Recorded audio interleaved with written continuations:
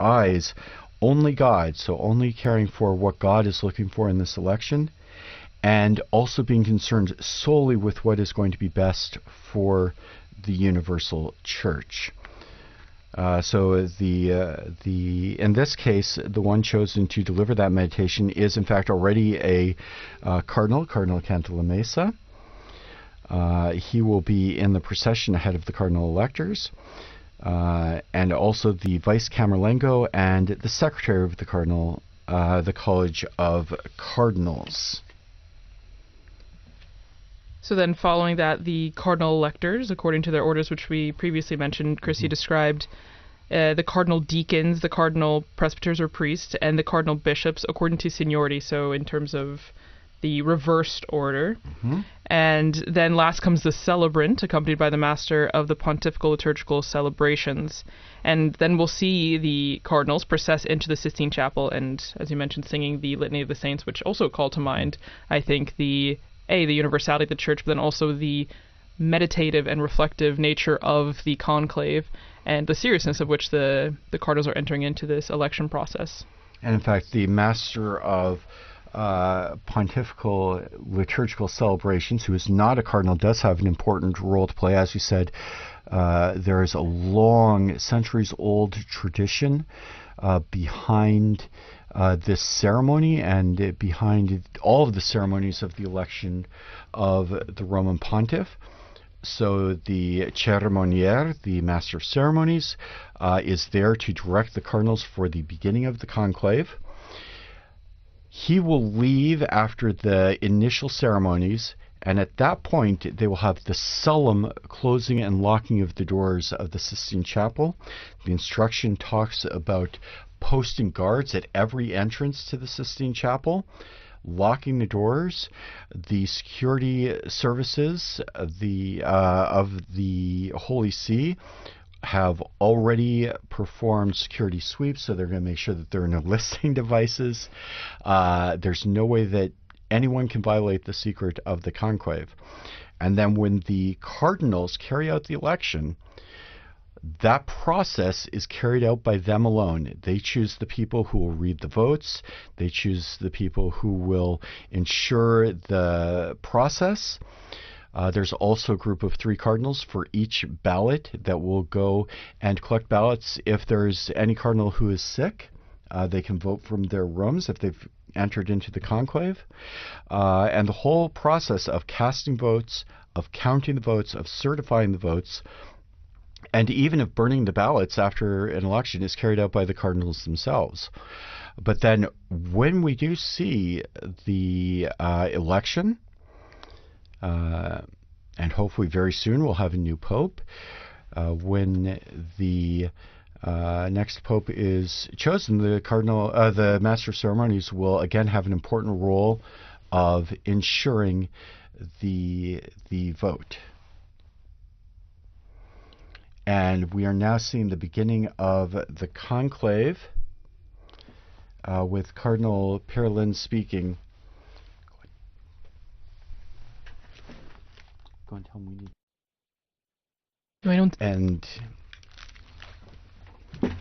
And Cardinal Parolin is beginning the ceremony as the ranking cardinal bishop. As the Dean of the College of Cardinals is over the age of 80 and therefore not entitled to enter into the conclave, the ceremony is beginning with, is being conducted under Cardinal Parolin. And he begins in the name of the with the sign of the cross. And a liturgical greeting to the cardinals. He says, "May the Lord, who directs our hearts in the charity and patience of Christ, be with you all." The response, "and with your spirit." And then a word of instruction to his brother cardinals. "Venerable brothers, having celebrated the divine mysteries," they celebrated the Mass for the election of a new pontiff earlier today in St. Peter's Basilica. And he continues, let's now enter into the conclave to elect the Roman pontiff. He then recites a short prayer. May the universal church, joined with us in common prayer, invoke without delay the grace of the Holy Spirit, so that one from among us might be elected a worthy pastor of the whole flock of Christ. He continues, may the Lord direct our steps in the way of truth, that through the intercession of the Blessed Mary, ever Virgin, of the blessed apostles Peter and Paul, and of all the saints, we might always do what is pleasing to him. As we mentioned, the procession is now beginning with the cross-bearer and candles, and the litany of the saints, where we see alternating the cantors and those taking part in the procession.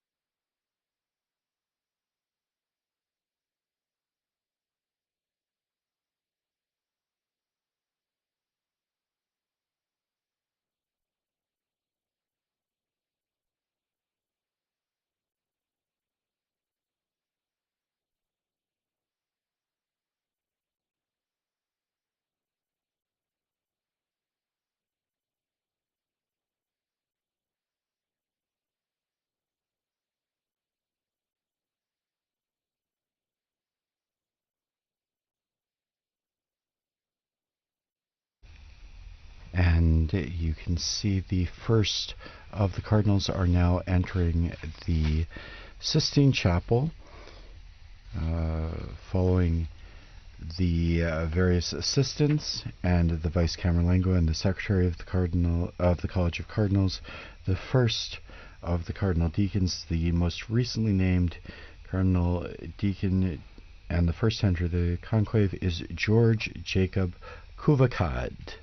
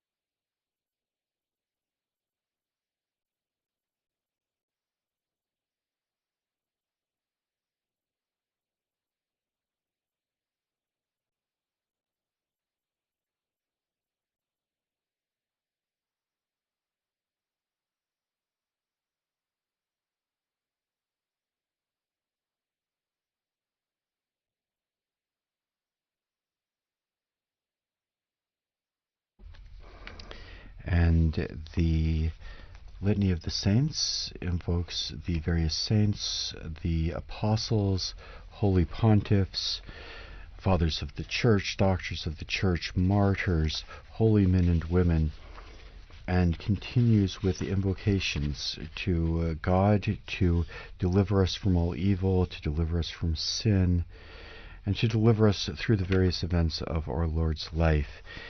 And after each of those petitions, there is the invocation, Free us, O Lord, and then a series of different petitions to which the cardinals respond, We beseech thee, hear us. And all of those praying for guidance from the Holy Spirit in this process of electing a new pontiff.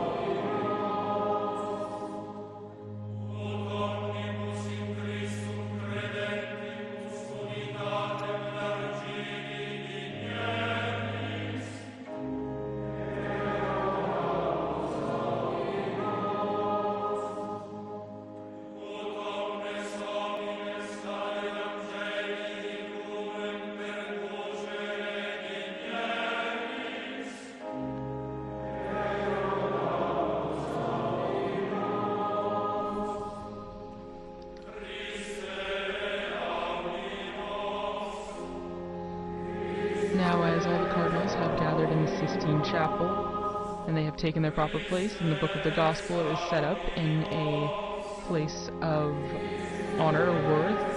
The cardinals are finishing the litany, and Cardinal Pietro Parolin intones the hymn Veni Creator Spiritus, the solemn invocation of the Holy Spirit.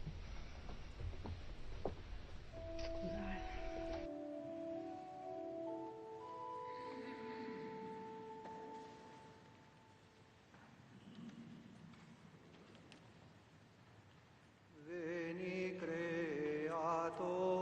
Spiritus,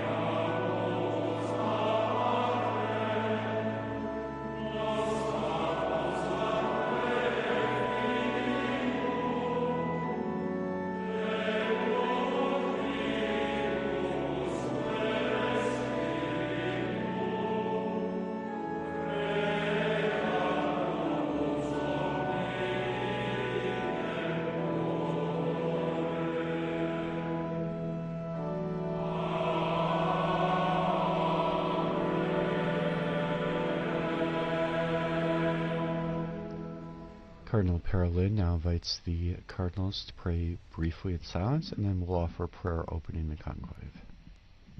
Oremus. Ecclesiae tue Domine, rector et custos, O infunde Lord, ruler and quesumus, protector of your church, famulis pour tuis forth upon your spiritum servants, we beseech you, a spirit of discernment, veritatis et of truth, pacis. and of peace. Tibi Acknowledge with placita all their heart sunt, the things that are toto pleasing to corde you, and cognoscant, cleave to those et things that agnita have been tota perceived virtute sectentur, with all their strength. per Christum Dominum Through nostrum. Christ our Lord. Amen. And following the prayer, we transition into the part where all the cardinal electors take part in the solemn swearing of the oath, as we mentioned at the beginning, which invites them to take this conclave in a form of solemnity and to maintain an aura of secrecy with what goes on. Omnes et singuli in hac electione summi And this pontificis is the formula of the versantes oath that Cardinal cardinales Parolin is electores, now reading.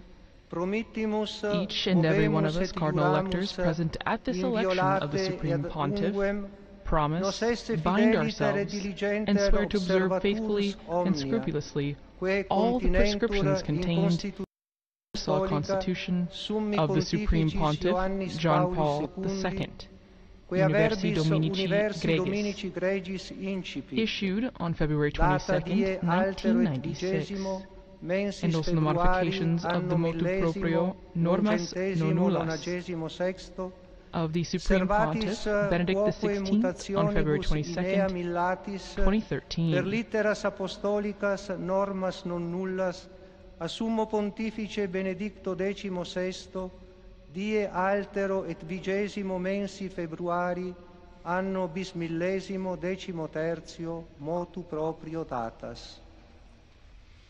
Item promittimus vovemus et Likewise, we juramus, promise, bind ourselves, and quicunque swear nostrum that whoever of Deo us by sic divine disponente disposition is elected Romanus Roman Pontiff Pontifex erit will commit electus, himself to faithfully carry eum out the munus Munus Petrinum Petrinum, Pastoris the Petrine Ecclesiae ministry, Universae, of the deliter Universal Church, executurum, and will not esse fail to affirm atque and to defend spiritualia et boldly temporalia the iura, spiritual and temporal rights, libertatemque sancte as well as the sedis, freedom of the integre Holy ac See. strenue asserere atque tueri, nunquam esse destiturum.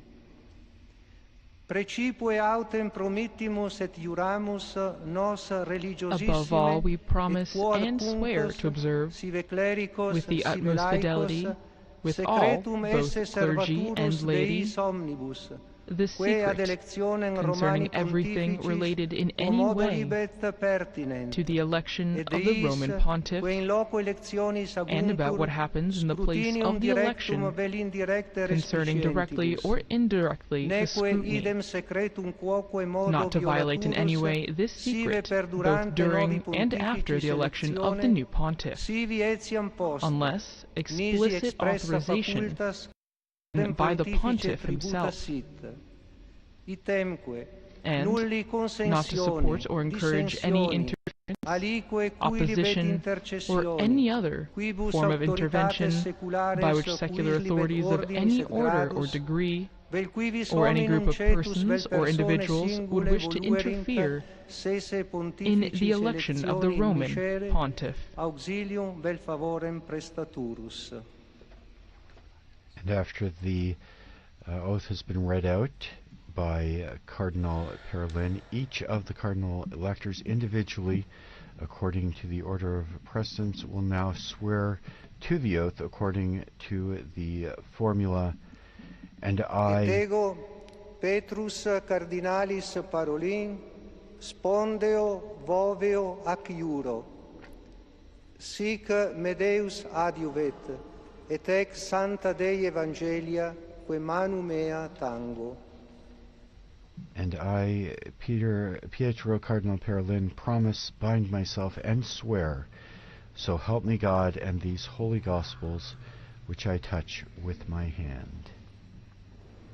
As you can see, for those of you watching on television, the book of the Gospels has been set up in the middle of the Et ego Ferdinandus Sistine Chapel, Cardinalis Filoni, and each cardinal is going to come up and place his hand on the book of the Gospels, swear sic me Deus that he will adiuvet, follow the oath that has just been et read ec aloud sancta by Cardinal Dei Pietro Evangelia, Parolin. que manu mea tango.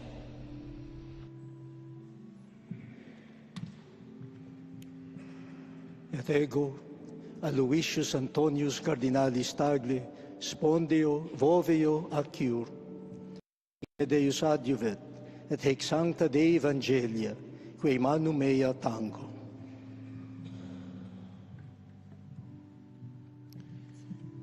Et ego Robertus Franciscus Cardinalis Prevost, spondeo voveo acciuro, sic me Deus adiuvet, et ec sancta Dei Evangelia, quae manu mea tango.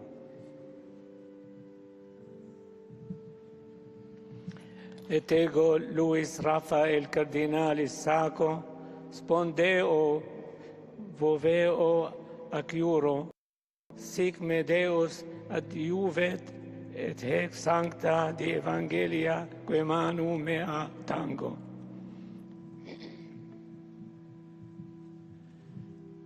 Ego, et ego vinco Cardinalis Pulci, spondeo voveo acciuro, sic me Deus adiuvet, et hac sancta Dei Evangelia, que manu mea tango.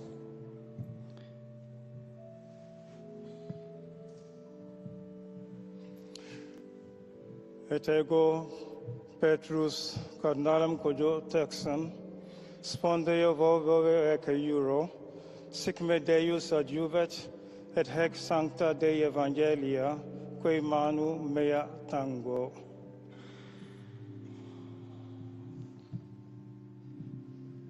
Et ego Iosepus Cardinalis Bosanic, spondeo voveo acciuro, sic me Deus adiuvet, et hec sancta Dei Evangelia, quae manu mea tango.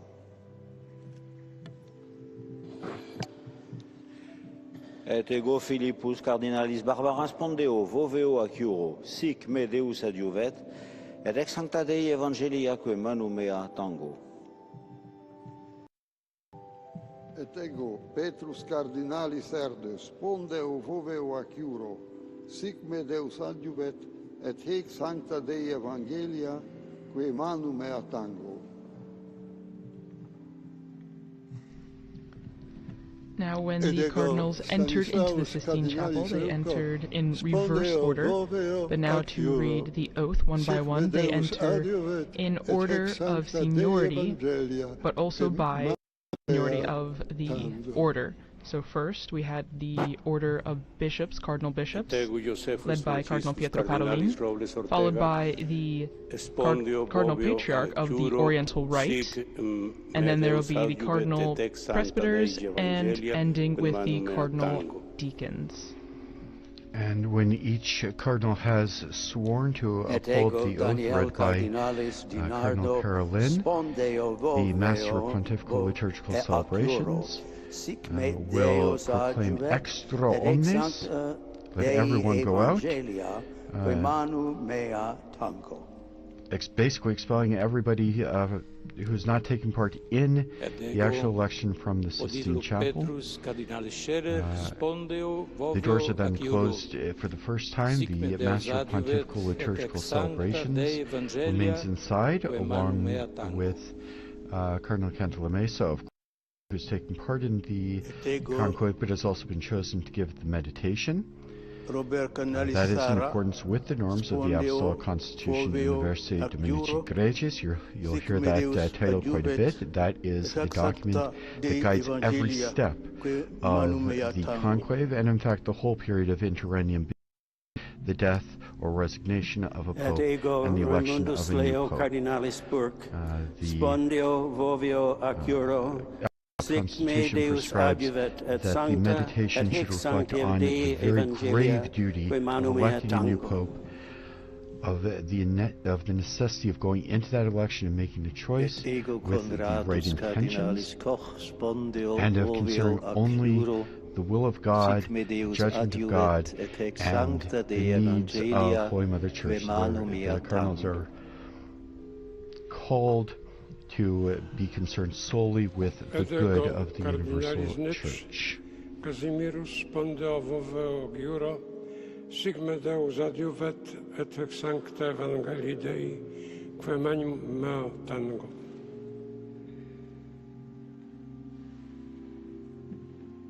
Et ego Albertus Cardinalis Pater Bendigedon spondeo voveo ac iuro, sic me Deus adjuvet et hec sancta Dei Evangelia quae manu mea tango. Et ego Reinhardus Cardinalis Marx spondeo voveo ac iuro, sic me Deus adjuvet et hec sancta Dei Evangelia quae manu mea tango.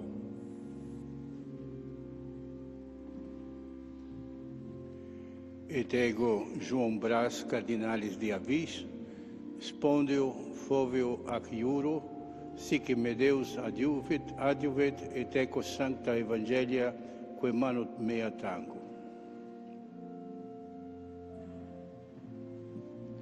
Et ego Thomas Cardinalis Collins spondeo voveo ac iuro, sic me Deus adjuvet et hec sancta Evangelia quae manu mea tango.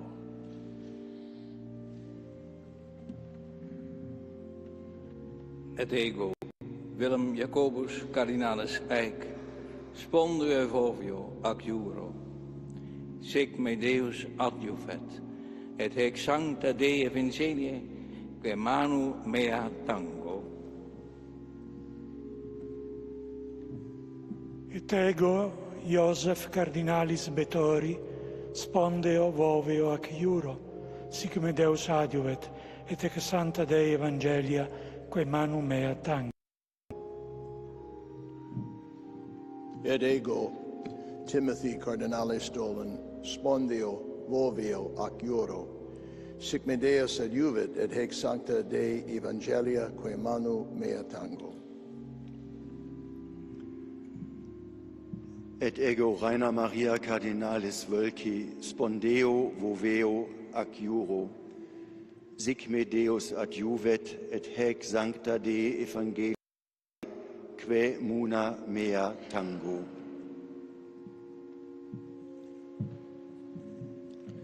Et ego Jacobis Cardinalis Harvey spondeo roveo ac iuro, sic me Deus adjuvet et hec sancta Dei Evangelia de manu mea tango.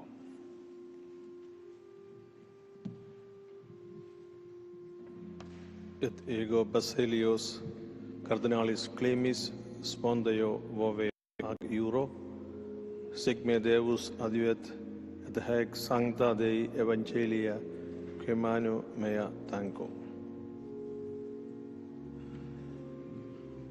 Et ego Gerardus Ludovicus Cardinalis Müller spondeo voveo ac iuro, sic me Deus adjuvet et hec sancta Dei Evangelia quae manu mea tango.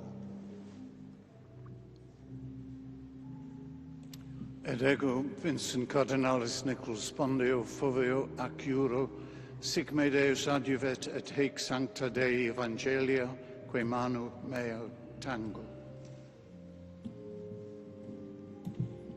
Et ego Leopoldo José Cardinalis Merenes Solórzano spondeo voveo ex iuro, sic me Deus adjuvet et ex sancta Dei Evangelia quae manu mea tango. Et ego Gérald Cyprien Cardinalis Lacroix spondeo voveo ac iuro, sic me Deus adjuvet et ex sancta Dei Evangelia quae manu mea tango. And as we see each of the cardinals coming up and taking the oath, as we mentioned at the beginning, there's quite a number of cardinals for countries that have never had a cardinal elector participate in a conclave. There are at least 15 countries that that this is the first time that their country will be represented in the election of a pontiff, and those countries include Myanmar, Haiti, Central African Republic, Cape Verde, Papua New Guinea, Malaysia, Sweden, Luxembourg, East Timor, Singapore, Paraguay, South Sudan, Serbia, and Mongolia, and Rwanda. And this is the most international in history, with representatives from 71 countries, making it a very international and wide-reaching representation of the universality of the Catholic Church. Sic me Deus adiuvet, et ex sancta Dei Evangelia, quae manu mea tango.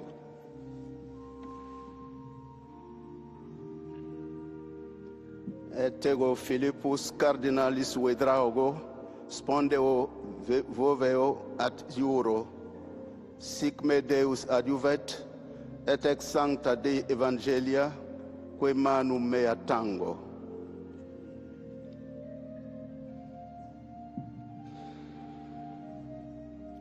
Et ego scibli Cardinalis Langlois, spondeo voveo ac Euro, sic me Deus adjuvet, et hec sancta Dei Evangelia, quae manu mea tango.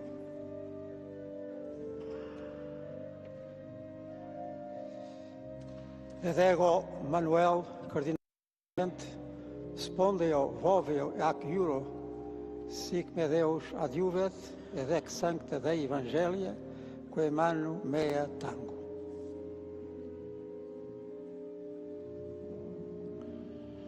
Et ego Brahana Iesus Cardinalis Raphael, spondeo voveo ac Euro, sic me Deus adjuvet, et hec sancta Dei Evangelia, quae manu mea tango.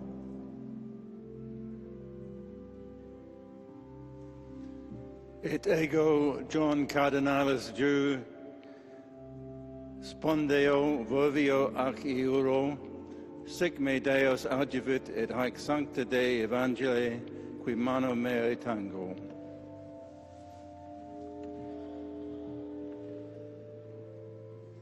Et ergo Charles Cardinalis spondeo voveo ac Euro, sic me Deus adjuvet, et anca sancta Dei Evangelia, qui manu mea tango.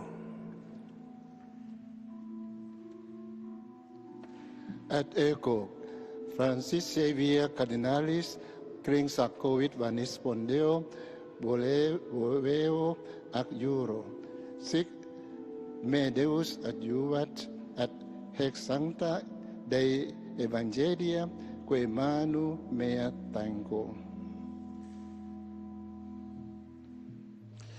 Et ego Franciscus Cardinalis Montenegro, spondeo voveo ac Euro, sic me Deus adjuvet, et ex sancta Dei Evangelia, quae manu mea tango. Et ego Daniel Cardinalis Sturla Veruet, spondeo voveo ac Euro, sic me Deus adjuvet, et ex sancta Dei Evangelia, quae manu mea tango. Et ego Arlindo Cardinalis Gomes Furtado, spondeo voveo ac Euro, sic me Deus adjuvet, et ex sancta Dei Evangelia, quae manu mea tango.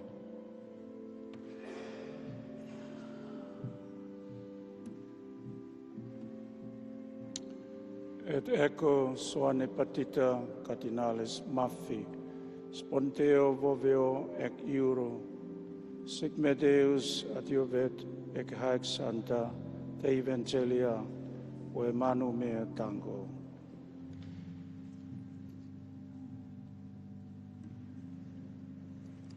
Et ego Dieudonné Cardinalis Nzapalainga, spondeo voveo ad Euro, sic meus Deus adjuvent, et ex sancta Dei Evangelia, que manu mea tango.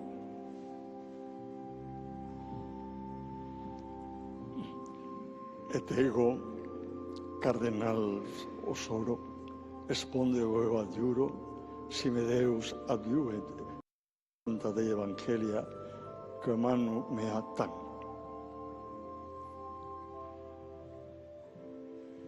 Et ego, Sergio Cardinalis da Rocha, spondeo voveo aciuro, sic me Deus adjuvet, et ex sancta Dei Evangelia, que manu mea tango.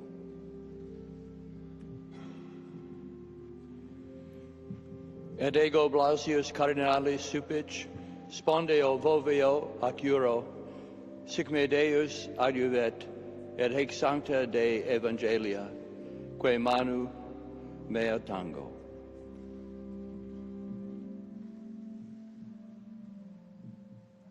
Et ego Joseph de Cardinalis de Ceso, spondeo voveo aciuro, sic me Deus adjuvet, et ex sancta Dei Evangelia, que manu mea tango.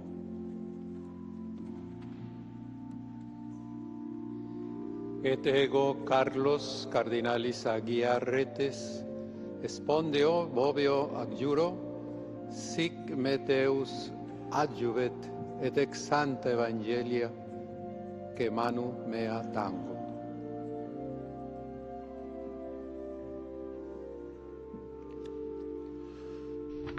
And perhaps a brief curiosity in this process as each cardinal swears to uphold this oath, and each one has to do it individually because each one is personally responsible for his promise. Some of the cardinals have given their first name in Latin, some of them give it in their native language, and their last names are all the last names as they would say them in normal life.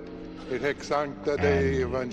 when we have the announcement of the new Pope, hopefully guided by the Holy Spirit very soon, the announcement will be made in a similar fashion where they will read the formula for the announcement of a new Roman Pontiff. The first name will be read in Latin, followed by their title, and concluding with their last name in everyday language. And so those who are watching on the night of the election after the white smoke comes out, there will be lots of people with lists of first names of cardinals in Latin, so that they can determine immediately which of the cardinals will have been chosen as the new supreme pontiff. There is no such time limit for a conclave. The cardinals are expected to have a vote immediately this evening. Each cardinal writes out the vote on a paper ballot, disguising their handwriting so that we can preserve anonymity as much as possible. And for the election of a new pope, a full 2/3 of the voting cardinals need to make their choice for the same person. And as I mentioned, there will be a vote this evening. We will have a coverage beginning at 6 p.m. Rome time in anticipation of the results of that first vote, which will be signaled with burning of the ballots and the black or white smoke coming from the chimney of the Sistine Chapel. All of that happens behind closed doors. If there is if a pope is not elected this evening, the conclave concludes for the day, and we'll pick up again tomorrow morning with Mass and prayer. And each day, subsequent day, there are 2 votes in the morning if necessary, and 2 votes in the afternoon if necessary. No pope is elected. The black smoke comes out after the second vote. If Pope is elected, of course, the white smoke will come out after whichever vote it happens at. After several rounds of voting, if it takes that long, There is provision in the Apostolic Constitution for a period of for a break where the cardinals will not vote, and then they will pick up after a day of reflection and prayer. They'll pick up again the following day and continue again in groups of successive votes with certain periods programmed in, where if there is a longer conclave, they will have various points at which they'll be able to take a break and reflect and pray. It's been a very long time since we've had conclave go more than a few days. Since the beginning of the 20th century, the longest conclave lasted only 7 votes in 1903 and took place over the course of 5 days. The voting schedule was not the same as it is now. So we will be taking a break after the Extra Omnes and the closing of the doors of the Sistine Chapel. And then we will resume our live broadcast this evening at 6 p.m. Rome time. And we'll be giving coverage of the conclave leading up to the expected first smoke signal, as it were, announcing the outcome of this evening's ballot for the papacy. Et ego Alvaro Cardinalis Ramazzini espondeo voveo adjuro. And we're currently in the midst of the Cardinals of the Order of Presbyters, which will be followed by the Order of Deacons. Once again, each cardinal makes the oath in his own name, taking personal responsibility for his promise and his commitment to maintain the secrecy of the conclave, to faithfully carry out the Patrine ministry if elected, and a solemn oath to affirm and defend boldly the spiritual and temporal rights, the religious and secular rights, as well as the freedom of the Holy See.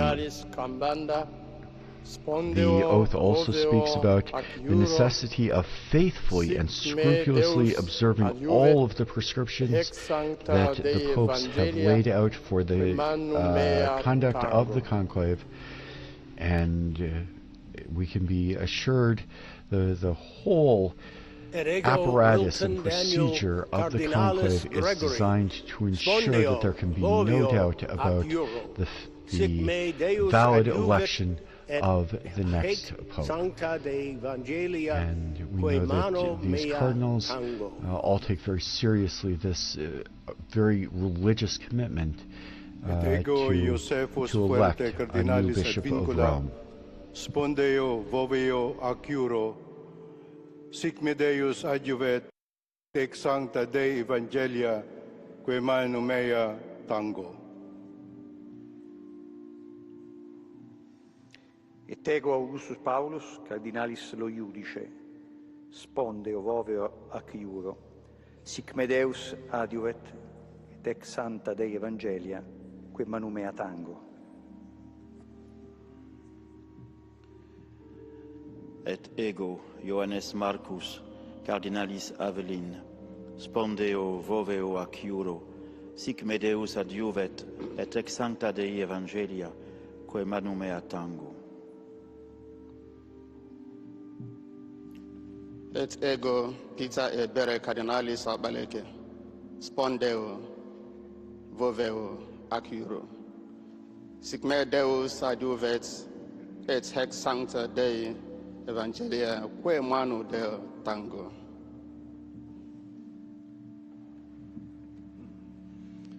Et ego Leonardus Udalricus Cardinalis Steiner, spondio vovio ac iuro, sic me Deus adjuvet, et ex sancta Dei Evangelia, quae manu mea tango. Et ego Philippus Neri, Cardinalis Ferrau, spondeo vovio ac iuro, sic me Deus adjuvet, et ex sancta Dei Evangelia, que manu mea tango.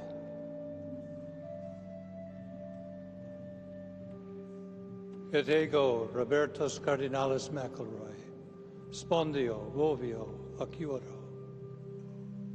Sic me Deus adiuvet, et haec sancta Dei Evangelii, que manu mea.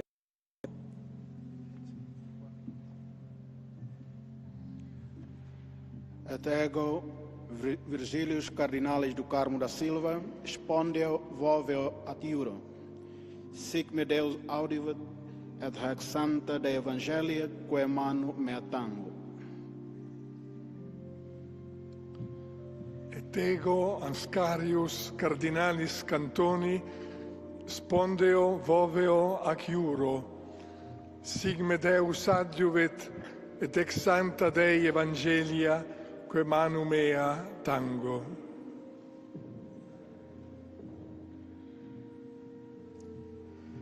Et ego Pula Cardinalis Anthony, spondeo, voveo, ac iuro.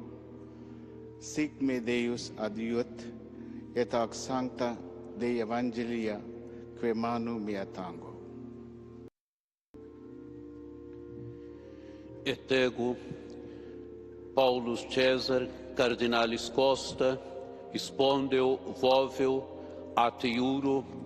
Sic me Deus adiuvet, et ex sancta Dei Evangelia, que manu mea tango. Et ego William Cardinalis Co, spondeo, voveo, ac iuro. Sic me Deus adiuvet, et ac sancta Dei Evangelia, que manu mea tango.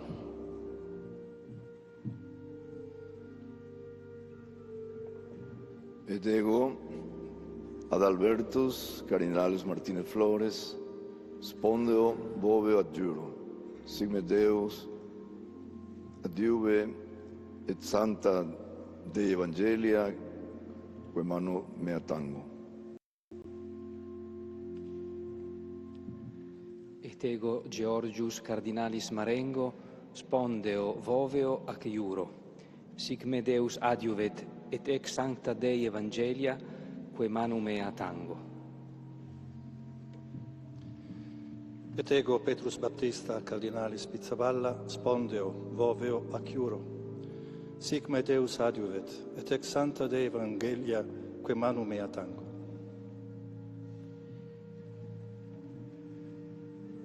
Et ego Stephen Cardinalis Brislin, spondio, vovio, ad iugoro.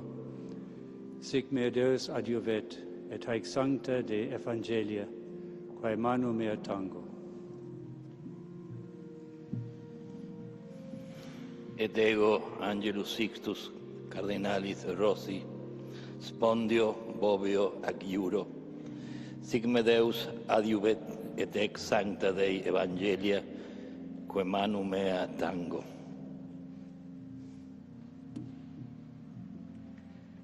Et ego Aloisio Joseph Cardinalis Rueda Aparicio, spondeo, voveo, ac iuro.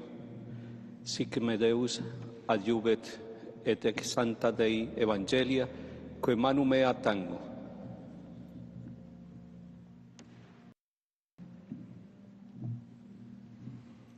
Et ego Gregorius Cardinalis Risch, spondeo, voveo, ac iuro. Sic me Deus adiuvet, et haec sancta Dei Evangelia, que manu mea tango.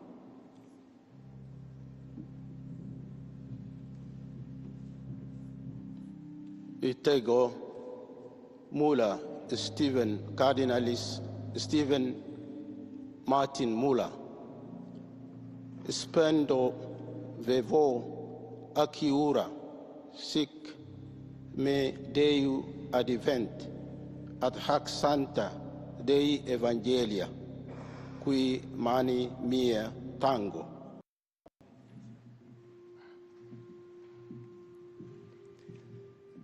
Et ego Joseph Cardinalis Covocano, spondeo, voveo, ad iuro. Sic me Deu adiuvet, et ec sancta Dei Evangelia quae manu mea tango.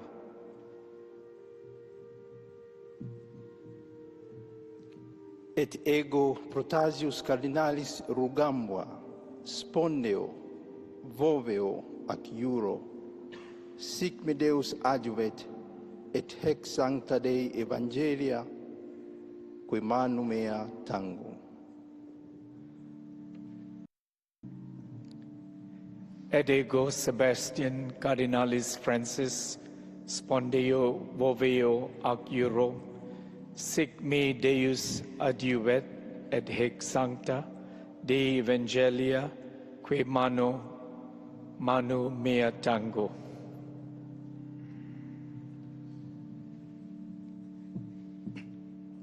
Et ego Stephen Cardinalis Chao, spondeo, voveo ac iuro, sic me Deus adjuvove, et ac sancta Dei Evangelia, quae manu mea tango. Et ego Franciscus Saverius Cardinalis Bustillo, spondeo, voveo ac iuro, sic me Deus adjuvet, et ex sancta Dei Evangelia, quae manu mea tango. Et ego Americum Cardinalis Aguiar, spondeo, voveo ac iuro, sic me Deus adjuvet, et ec sancta Dei Evangelia, quae manu mea tango.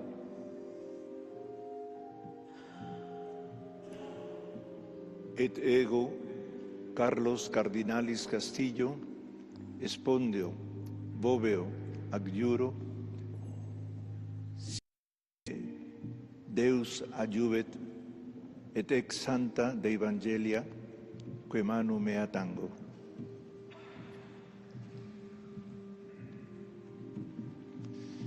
Et ego Vicente Cardinalis Bocalich, spondeo, voveo ac iuro, sic me Deus adjuvet, et ex sancta Dei Evangelia, quae manu mea tango.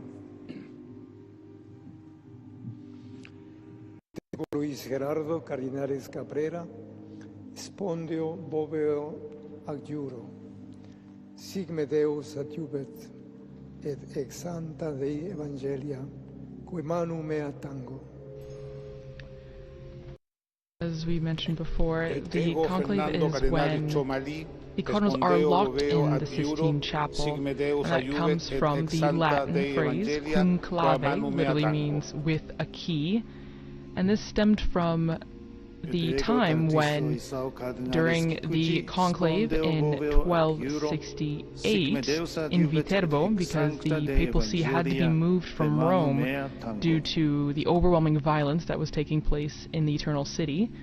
So the papal see was moved to a small town, Viterbo, right outside of Rome, and it was the longest conclave in history, lasting just about 3 years, and to encourage the cardinals who had taken so long, the citizens of Viterbo had locked the cardinals into the palace of the popes in Viterbo, and also kept them limited to bread and water to, again, encourage an election, a quicker election, but it still ended up taking until September of 1271, after about 3 years without a pontiff, and it was at that time that Pope Gregory X was elected. And it's from that time that we actually get the beginnings of the modern conclave process that we see today, which actually, the pontiff that was elected during that time, Gregory X, he published an apostolic constitution, Ubi Periculum, with more concrete rules on how the selection of a pope should be carried out, and that's the apostolic constitution that remains the basis of this modern-day process that we are seeing now with these cardinals taking the oath of secrecy. Cardinalis Johannes Paulus, et ego Johannes Paulus, Cardinalis Vesco, spondeo, vovevo ac iuro, sic me Deus adjuvet, et ex sancta Dei Evangelia, quae manu mea tango. Et ego Dominicus Josephus Cardinalis Mathieu, spondeo voveo ac iuro, sic me Deus adiuvet et hec sancta Dei Evangelia, que manu mea tango. Et ego Robertus Cardinalis Repole, spondeo voveo ac iuro, sic me Deus adiuvet et hec sancta Dei Evangelia, que manu mea tango. Et ego Baldassare Cardinalis Reina, spondeo voveo ac iuro, sic me Deus adiuvet et ec sancta Dei Evangelii, que manu mea tango. Et ego Franciscus Cardinalis Leo, spondeo voveo ac iuro, sic me Deus adiuvet et ec sancta Dei Evangelia, que manu mea tango. Et ego Micola Cardinalis Bicioc, spondeo voveo ac iuro, sic me Deus adiuvet et hec sancta Dei Evangelia, que manu mea tango.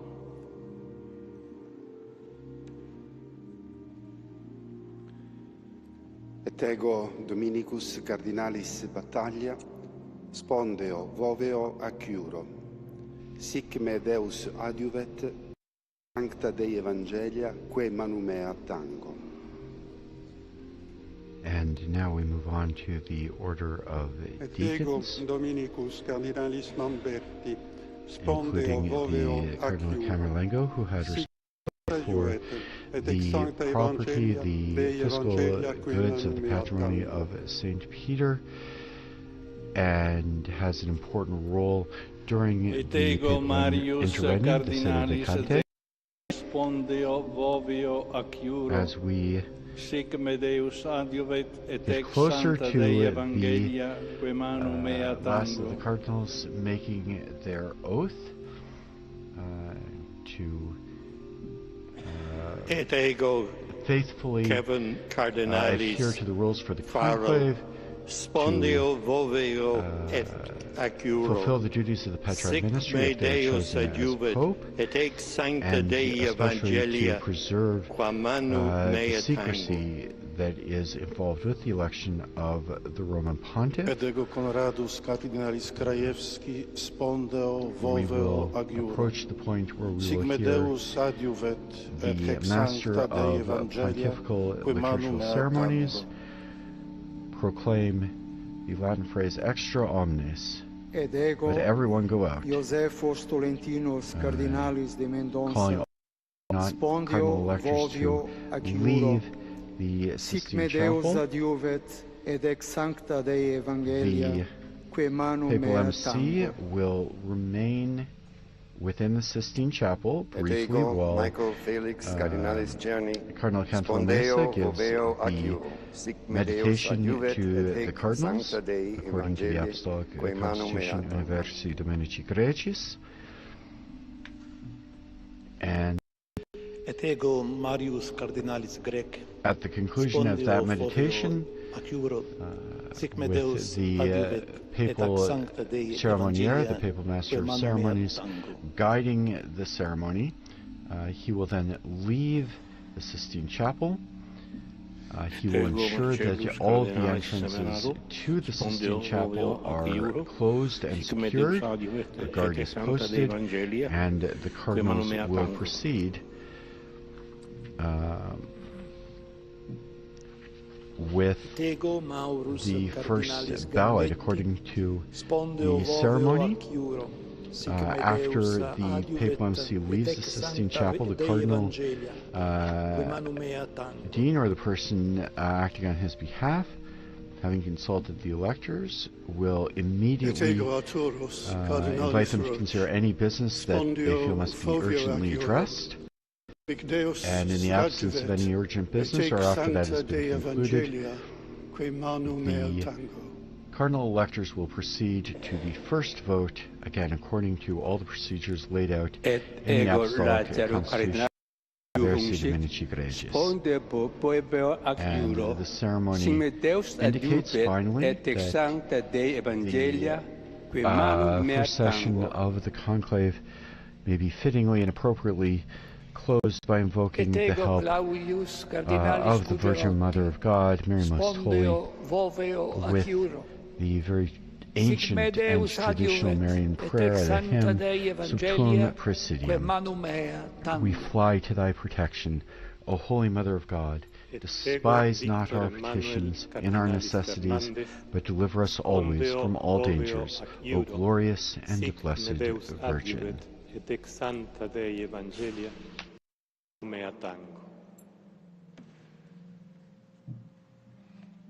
Ac ego, Emilius Paulus, Cardinalis Ceric, spondeo, voveo, ediu acuro, sic me Deus adjuvet, et ex sancte Dei Evangelia, que manu meo tango.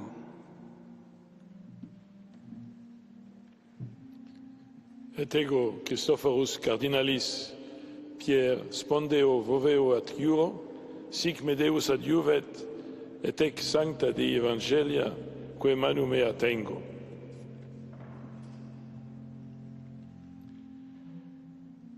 Et ego, Angelus Cardinalis Fernandez Artime, spondeo, voveo, ac juro. Sic me Deus adjuvet, et ex sancta Dei Evangelia, que manu mea tango.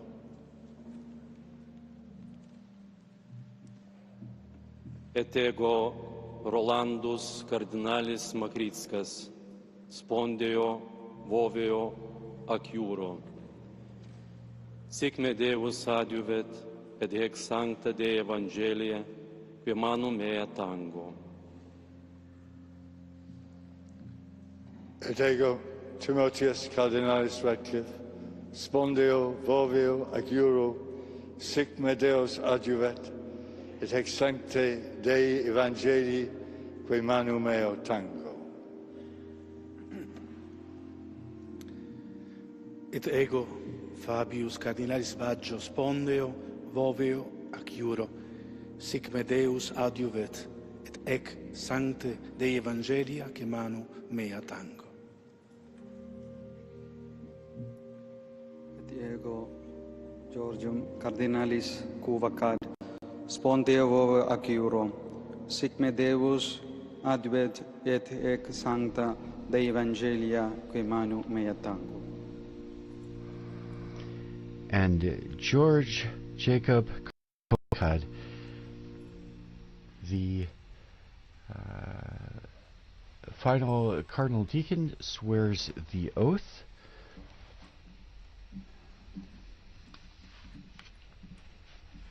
And we proceed to the closing of Extra Omnes. We hear those words in Latin where it means everyone out, signaling when all the non-essential people in the Sistine Chapel are invited to leave and the cardinals can begin their discussions. So for those of you watching on television, there are a number of notaries who were there in their capacity to formally recognize the beginning of the conclave, and a number of other persons who are in attendance for various reasons. All of them are out of the Sistine Chapel, and as soon as they leave, the doors will be closed, the meditation will be given, the papal MC will leave, and the solemn closing, locking, and guarding of the doors of the conclave will take place, followed by the first vote this evening. And with the exit from the Sistine Chapel, our live coverage of the Cardinals' entrance into conclave for the election of the 267th Pope draws to a close. We do invite you to visit our Vatican News website, Facebook, Instagram, X, and YouTube accounts for continuous coverage of the conclave. On behalf of the Vatican Media, we'd like to thank our sound engineer Mario and our audio coordinators and all of our producers, as well as our media partners, EWTN TV, Catholic Faith Network in America, Shalom World Television's Network USA, Luminous Radio, at Madarshan TV, Catholic TV, and Uganda Catholic Television, who help make this broadcast possible. My name is Kelsey Gussie. And I'm Christopher Wells. It's been our very great pleasure providing the English commentary and translation of the ceremony of the entrance into the conclave for you.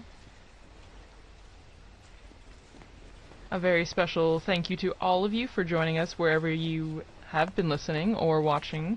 And don't forget to join Chris and our colleague Linda Bordoni again in just a few minutes at 6 p.m. local Rome time for the live commentary as we await the Cardinals' decision, and keep an eye out on the chimney on the Sistine Chapel for either black or white smoke later this evening. Praise be Jesus Christ. Laudetur Jesus Christus.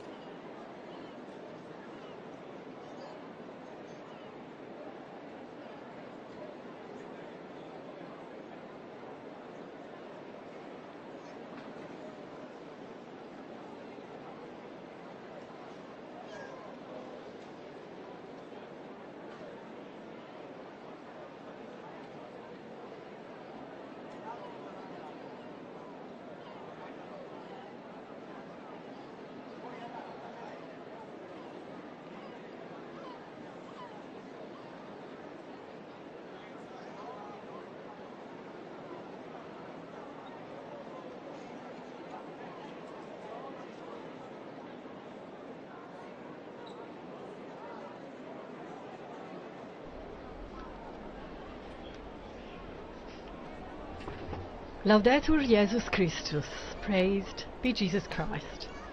A very warm welcome to all of you joining us for this live broadcast as we await a possible white smoke signal coming from the chimney of the Sistine Chapel.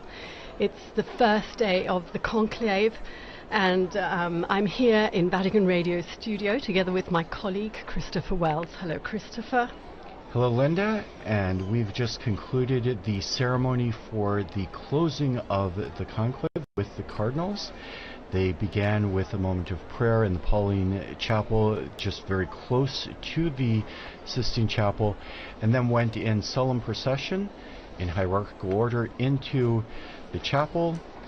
They swore their oath of secrecy, their oath to fulfill the office of the Petrine ministry if they are elected, and to faithfully observe all of the norms for the election of the Roman Pontiff. So just a few moments ago we heard the Latin expression extra omnes, which it calls everyone to leave the Sistine Chapel except for the electors, and the Cardinals are currently hearing a meditation on their duty, and we expect them to proceed to the first vote in the next half hour or so. So yes, meanwhile we have two very prestigious guests with us here today. Thank you for joining us. Philippa Hitchen, former Vatican Radio journalist, currently communications officer for the Lutheran World Federation. She was actually the person who saw the white smoke for us on that 13th of March 2013 when Jorge Bergoglio was elected as Pope Francis. And we also have a historian, a church historian, Dr. Donald Prudlow. Did I say that right, That's Dr. Prudlow? Welcome and thank you. He will be filling us in with lots of details. Right now, I think the best thing to do would be go to the square, where we have Devon Watkins, who's sassing out the situation. He's been talking to some of the people in the square. Hello, Devon, can you hear us? Hello. Okay, so perhaps there are some issues with telephone lines because, as you know, the whole of the Vatican has been, I don't know what the right word is, but telecommunications have been under control here, so people may have issues in connecting. Can you hear me, Devin? No. Okay.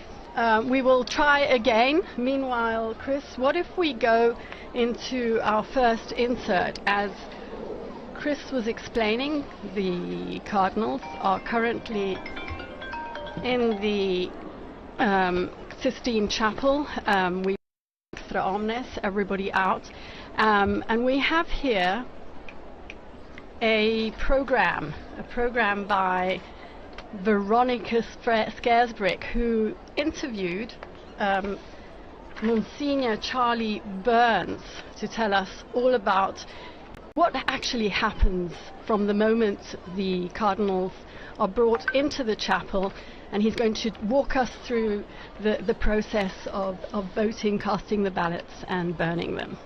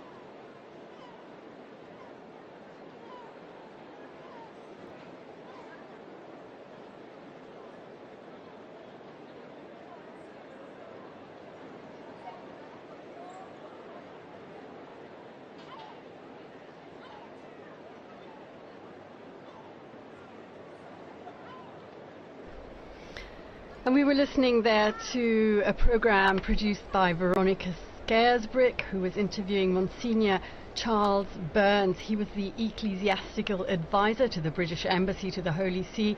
He also served as a canon of St. Peter's Basilica, and he continues to be active in Rome, although he's retired from his role in the Vatican archives after 35 years.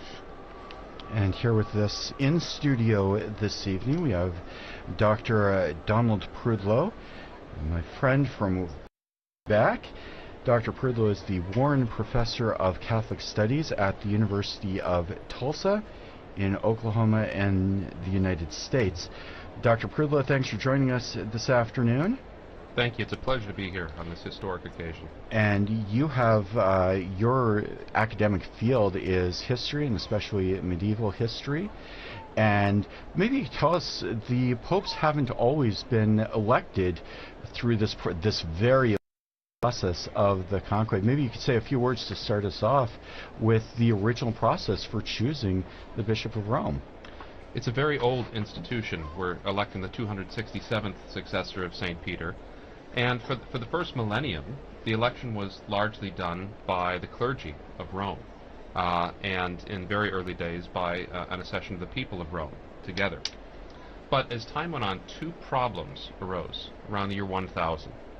And that was how to provide representation for a church that was rapidly growing throughout Europe and then throughout the world for this very important position.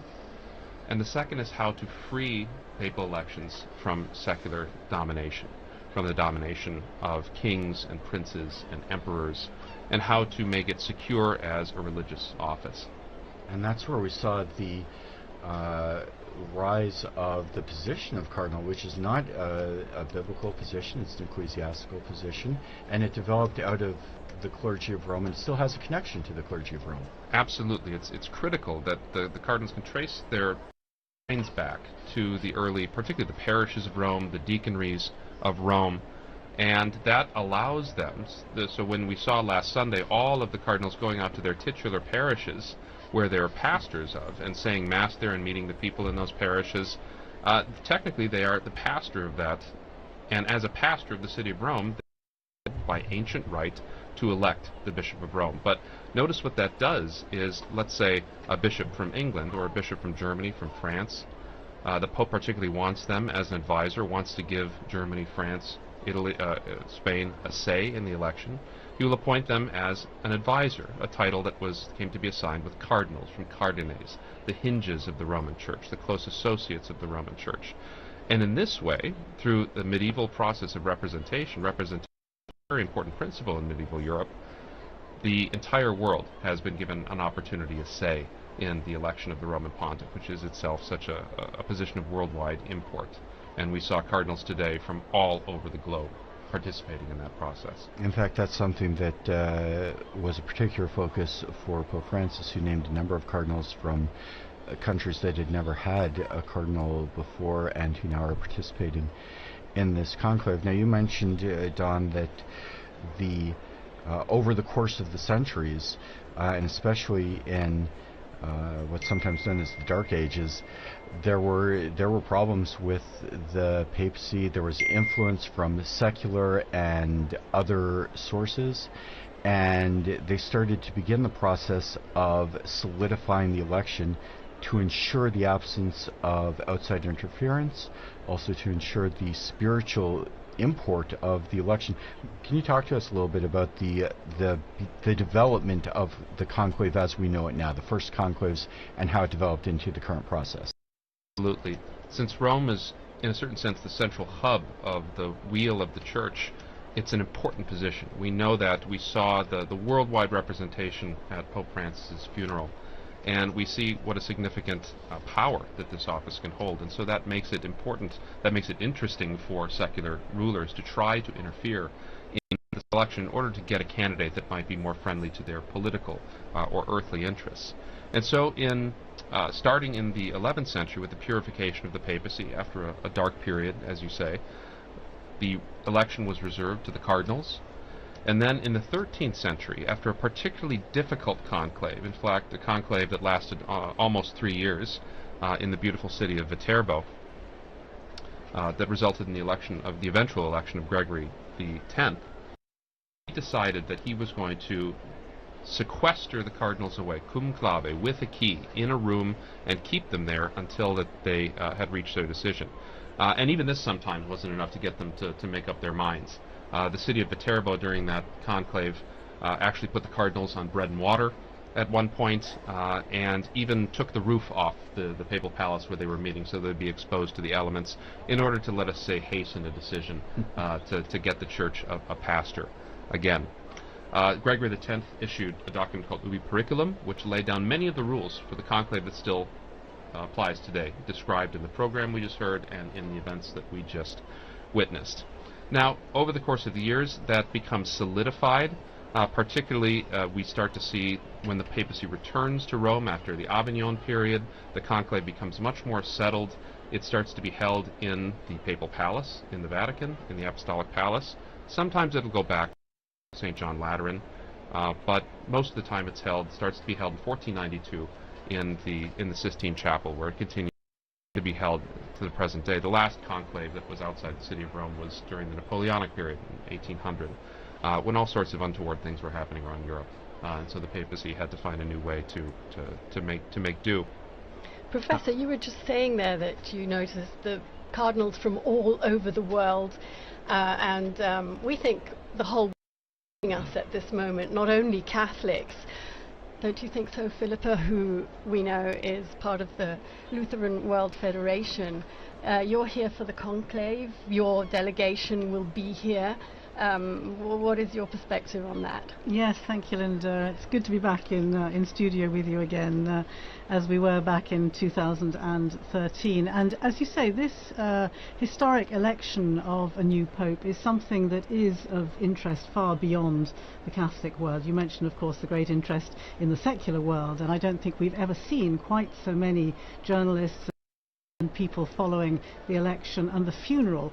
They talk about this as the first election really of the social media era, and I think I'm absolutely amazed to see how many young people, my own children, people who have never really had that much interest in the intricate processes that you've been describing, what goes on behind those closed doors. Suddenly there is an explosion of fascination for what goes on. I think the film Conclave, of course, has also had a lot to do with that. Everybody is now a little bit of an expert, having seen the film. I haven't seen the statistics myself, but I'm told that the numbers of downloads have skyrocketed since the death of Pope Francis.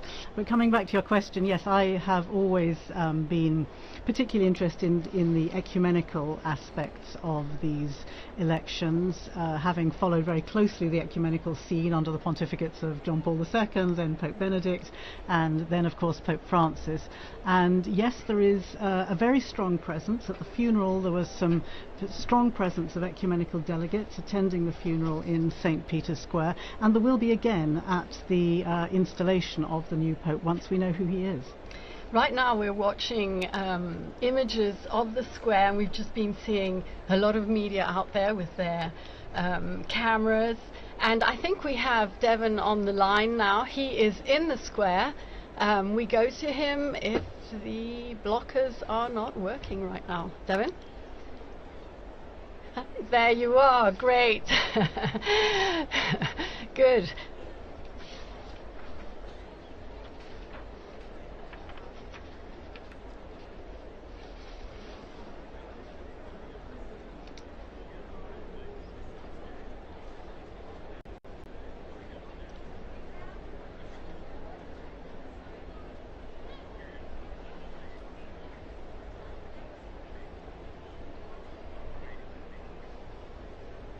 We know that Romans traditionally flock to the square once they see the white smoke.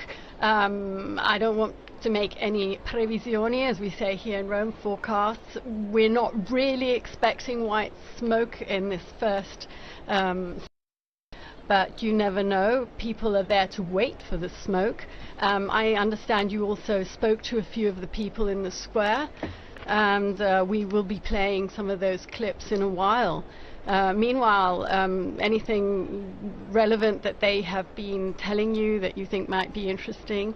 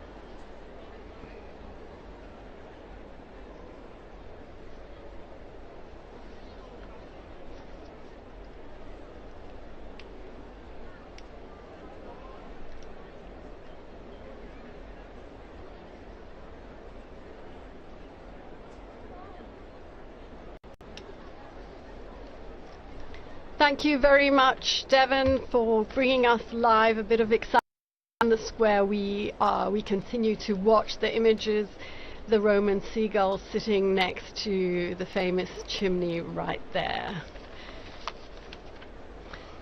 Back to Philippa and to Professor Prudlow here in studio. We have so much to talk about.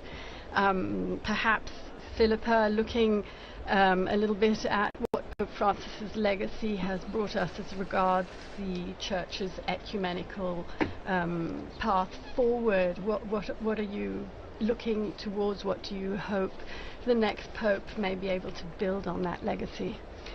As you say, there is, or as we were saying earlier, there is a lot of expectation from other Christian churches and other Christian leaders, looking back with immense gratitude to the legacy of Pope Francis. If I can remember back to the conclave in 2013 and to his election, that announcement which took a lot of people by surprise. Bergoglio wasn't one of the top names that people were expecting, but I can never forget that moment that he stepped out onto the balcony describing himself as the Bishop of Rome, and the effect that that had on some of the ecumenical guests, some of the other leaders who were listening to his words, and hearing a new openness that in fact continued to be the path that he followed throughout the 12 years of his pontificate. You know, this was a man who talked about how his door was always open, and that included not just to Catholics but to everybody, people of all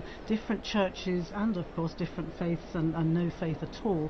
And so there were some extremely significant events that I was very privileged to be part of. I think particularly of Lutheran World Federation and Pope Francis marking together the 500th anniversary. I remember when I first heard about the possibility of that happening, saying to colleagues around Rome, you know... Yes, you were here at the radio back then. Absolutely, and I remember saying the Pope is going to mark the anniversary, the 500th anniversary of the Reformation, together with the Lutherans, and people saying, you're daydreaming, that's never going to happen. But of course, the Pope travelled to Sweden, and together with the Lutheran World Federation leadership, he had a very significant liturgy in Lund Cathedral, and then went on to the stadium in Malmö, where together they looked to the past, they asked forgiveness for the sins, the divisions, the terrible sins that came out of the divisions of the Reformation, and then pledged to overcome that by working together into the future. And I think that was one of the very significant events that I was privileged to be part of, and of course, as you say, now continuing to work in that vein with the Lutheran World Federation. He also brought about many other changes in all aspects that we saw from day to day. Professor Prudlow, you are very knowledgeable of things past, but you're also an observer of current affairs.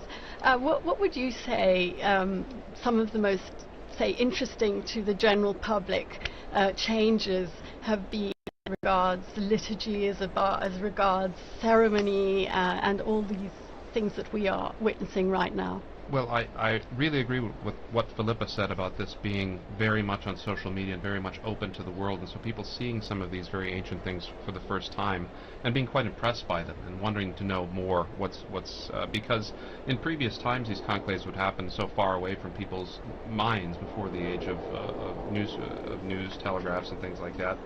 You might be informed a year or so later that you had a new pope and you had to change the name in the liturgy. So this is a great opportunity for outreach for the Catholic Church, for sure. One thing that's changed in the last 150 years is conclaves have gotten so much shorter. Conclaves used to be 50, 60, 70, 100. There was the one conclave that was 181 days, and it was recently in the 18th century.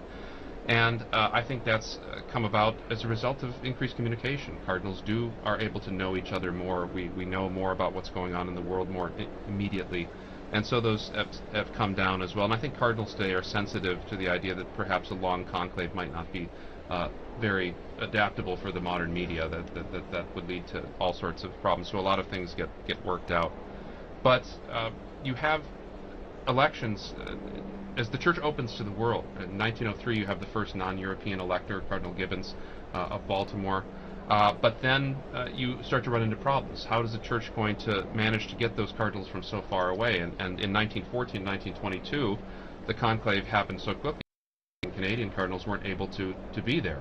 And so that's when they added the 15-day rule, which now with the advent of air travel, right, becomes a little easier. But now that, as Kristen, you were saying, that cardinals coming from all over the world, from Tonga, from Burma, from Mongolia, the flights aren't as regular, and so they need to have more time to make sure. Some of them only just arrived 2 days ago. Yes, the last can you imagine being dropped into the middle of this from your country? And that's astonishing. We talked also about secular interference in elections, and people think, well, that was a Middle Ages problem. And in fact, the European monarchs, the Catholic European monarchs, all through the 17th, 18th, 19th century, had the right to veto candidates. And as recently as 1903, the Austro-Hungarian emperor excluded a candidate, which led, of course, to the election of St. Pius X, which was a sort of good outcome. He himself abolished what was called the jus exclusive, the right of European monarchs to object to particular candidates. And so that, and then we see other changes in 1971. 81-year-olds and above were disallowed from participation in the conclave. But we saw how healthy their contributions were in the general congregations in the events leading up to the conclave. So there have been a lot of times in church history where the conclave and the cardinalate is one of those adaptations that the church has made through history in order to meet these challenging demands that have come up over these 2,000 years. And I think, too, talking about the changes in the conclave, we've seen how a change originally to accommodate cardinals who are coming from far away, this long period between the death of the Pope and the entrance into the conclave, has changed in its purpose. 100 years ago, that was to make sure someone could jump on a boat and get from South America or even Australia now and make it to Rome in time for the conclave. Now, we've heard a lot of talk in the past couple of weeks about cardinals having an opportunity to get to know one another. Even though they can see one another in the papers, in the media, they can talk to one another on the phone, but to have the real experience of being here in Rome, in person, and I think that's something that Pope Francis would have said too, speaking about the importance of relationships and getting to know someone personally. And so that is a change that originally had one purpose in the church and has subsequently had a new purpose. Even something like excluding interference, what that looked like 500 years ago when, Henry VIII was King of England, and what that looks like now when you have dictatorships, you have governments that are run on X or TikTok, and the purpose of excluding people from the conclave started with one end in mind, and the church has adapted that, and it still serves a purpose, even if that's not what was originally foreseen by the people who implemented that change in the system. But it's all stayed incredibly secret. We know that yesterday everyone who is participating in the proceedings, and that's not only the cardinals who are voting, but obviously they're medics, there are people making meals, they're the cleaners, they're the florists. They all took an oath of secrecy yesterday, swearing that not a single thing they're going to be hearing in these days would be leaked out. I know that there are a couple of walkie-talkies that can be used in an emergency if they need to call a medic, but their cell phones have been taken away, they can't read the papers, they don't watch television, there is no radio. So yes, it really is... I mean, it may depend on how long they can go without cell phones. Well, and it's interesting too, you started to allude to this, there are several officials among the cardinals who do have the right and the means to communicate outside of the conclave. So, for instance, suppose, as many are very old, suppose one of them gets sick and they need to call a doctor. There's a procedure for that. I don't expect them to run out of food, but if it does go to a long conclave, they can make arrangements for that. Or perhaps a more spectacular outcome, if the cardinal should choose to elect someone who is not in conclave. and there has to be a means of contacting them, which would be, I think, shocking to the whole world. But Don, it wouldn't be the first time that they've chosen someone who is not in the room, or not even a cardinal. That is absolutely possible. One of the most famous examples was after the long conclave of 1292 to 1294, where they were in an absolute deadlock for 3 years, and they just could not, and nobody would back down. And finally, they broke down and said, I heard that there's this hermit living up on this mountain. He's a very holy guy. Maybe just making a holy person pope. Let's try that. And so you have this picture of bishops and cardinals trundling up this mountain in Abruzzi, and getting to this hermit's cave to tell him that he's just been elected as pope. And he tried to prostrate before them, and they tried to prostrate before him, and it was all very awkward. But to have something like that happen, it's been a very long time since anyone who was not a bishop has been nominated. That was Gregory the 16th in 1831. And so if someone who's not a bishop is elected, they do not assume the office of Pope until they're made a bishop. You have to be a bishop to be the Bishop of Rome. I imagine there's some prerequisites to be named, even if you're not a cardinal. I find it interesting. So if you're a baptized unordained Catholic male and you get the call, like I've told my wife to stay by the phone just in case, that you would have to have your wife's permission in order to do that, because you'd have to separate from bed and board to be ordained. But that is a theoretical, if remote, possibility.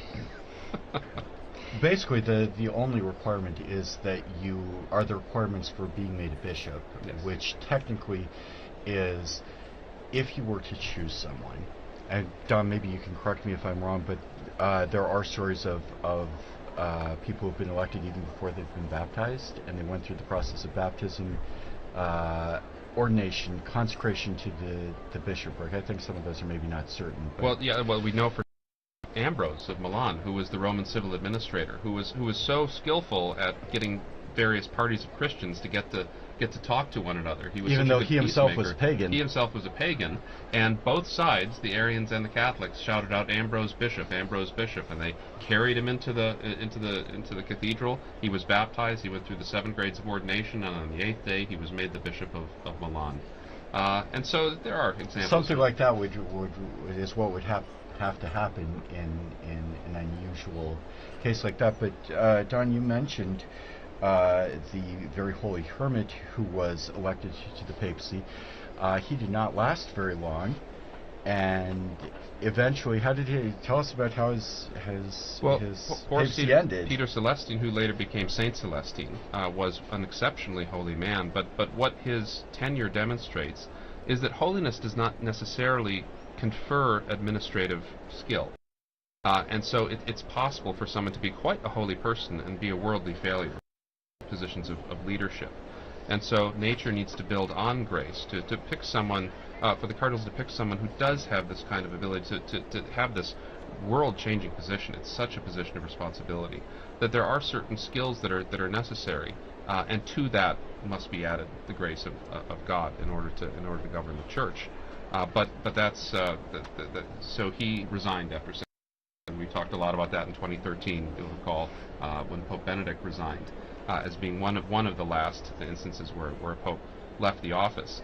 But so he still remained a saint, and the church went in a different direction after him. And in fact, Benedict the 16th, which people saw after the fact as maybe some, went to visit the tomb of the relics of Pope Saint Celestine V. Philippa, you were here with us, and I'm sure you remember the day that the Pope Benedict announced his resignation. Can you tell us about that? It was a pretty extraordinary moment. There was an Italian journalist, a colleague, you may remember, who was following a very ordinary consistory in the Vatican. The proceedings were in Latin. Nobody else was listening. It was a routine, run-of-the-mill Vatican event, and we were all going to write a few lines on it afterwards. And then suddenly, as she was listening to what the Pope is saying, she's thinking, what am I hearing? And she says, the Pope's announced his resignation. And of course everybody laughed, because such a thing hadn't happened, as you say, for centuries. But of course she was right, and the news spread like wildfire. I remember I was in the office here when one of the Italian colleagues came in and announced the Pope had resigned, and just a look of shock and not quite knowing what to do next, actually. And then we began, of course, going through. The first reaction was, well, let's start looking back through the things that he's been saying. I remember I was asked to look at some of the first things that he'd said in the days after his election, and it was fascinating to look back on, I think it was the first or the second day, when he was talking about not being up to the challenge in a certain sense, but with God's will he would do what he could do to take on this extraordinarily difficult role. I think it's difficult for us perhaps remember back to just how deep a crisis the Church was facing during those final years of the Benedict papacy. You know, there was the financial crisis, there was the sex abuse crisis, which was at its peak perhaps at that time. There were the so-called Vati leaks. With it was really a time of extreme difficulty on so very many fronts. And again, looking back to those first speeches that Pope Benedict made, he was really very aware. He talked about it, in fact, if you remember, in the meetings ahead of that conclave. He talked about the need to clear up the filth that was inside the Church, and he was probably more than anybody else aware of just what a daunting task that would be. And at his age, in his in his not young state, the energy that was needed to take on a task like that. And so it was fascinating to look back and to realize and to ask actually just when this decision of his to resign would have been made.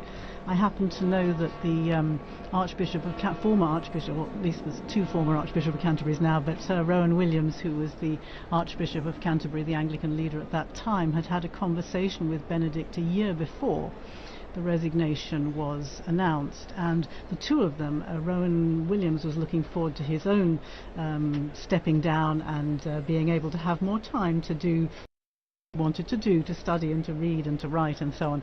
And he told me that he and Benedict had been able to discuss that, and clearly Benedict had been maturing this decision for a very long time. So it was, yes, an extraordinary surprise for us, requiring unprecedented ways of working, and but for Benedict, I think it had been a decision that he'd been maturing for some time, of course. And you talk about the crises that faced the Church in 2013 and those last couple of years of Benedict's reign that really came to a head at that time and had an impact on the papacy of Pope Francis. He spoke very forcefully about the plague or the scourge of abuse.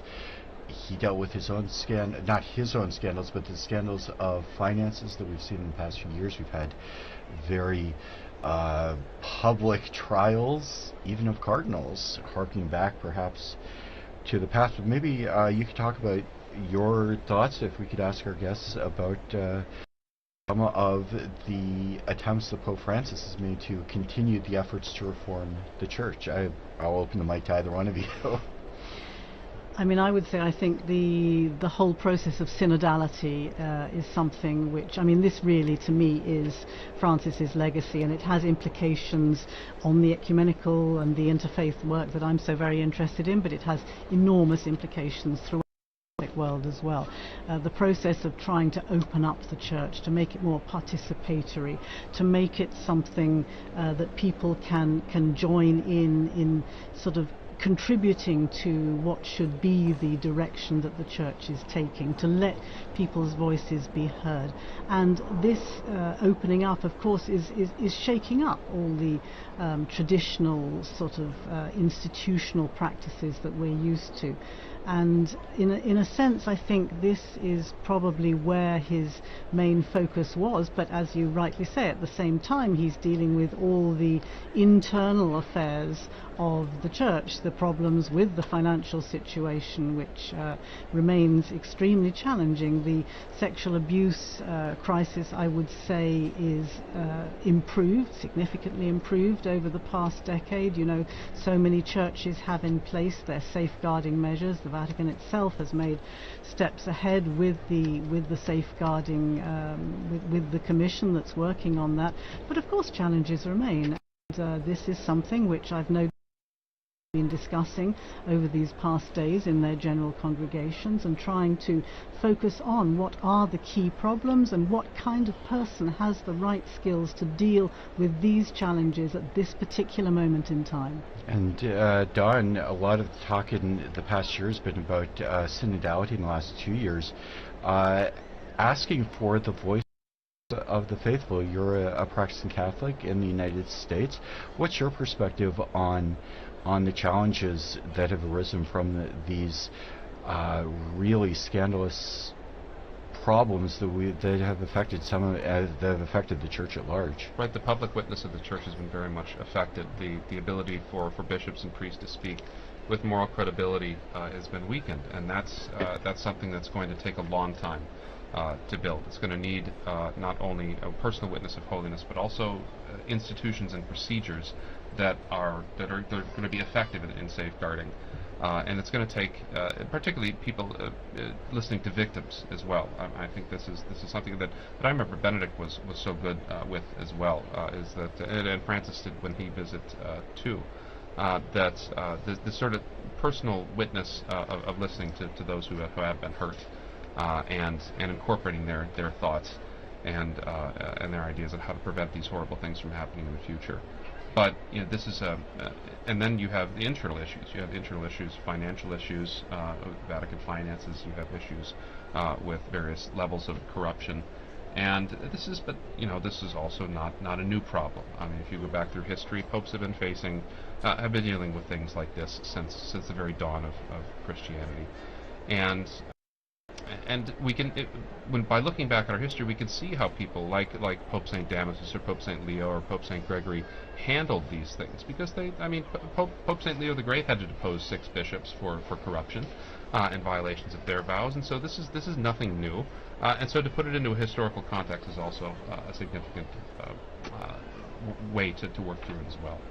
Meanwhile, I'm looking at the square. There's an incredible sunset. Rome is so beautiful, the Bernini colonnade. We have a couple of clips that Devon collected for us in the square just shortly before we linked up with him. I think the first one is a deacon from Tanzania. Can we hear him, Francesca?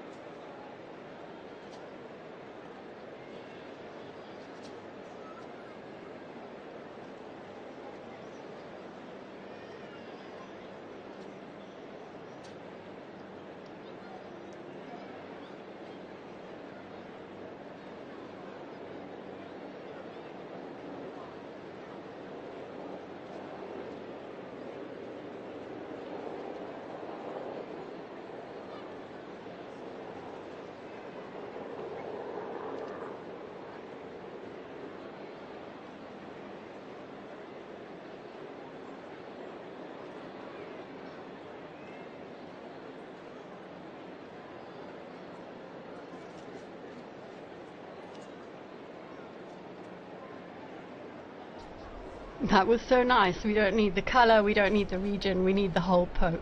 He put that beautifully. Let's listen to some pilgrims, ordinary pilgrims that were in the square today.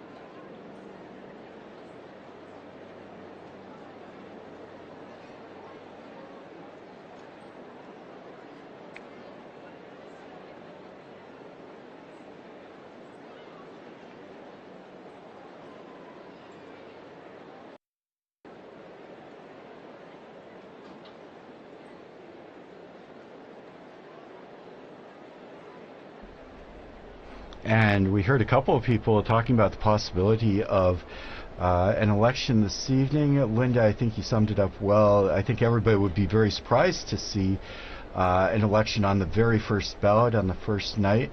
But we have had some remarkably short conclaves in the past. Don, you want to share some of those with us? Even recently, both Pope Francis and Pope Benedict were elected very quickly on the second day. And but Pius XII was the same way. Sometimes people go in and the momentum is so high that within a few ballots, it is rather unlikely that we will get a pope on the first ballot.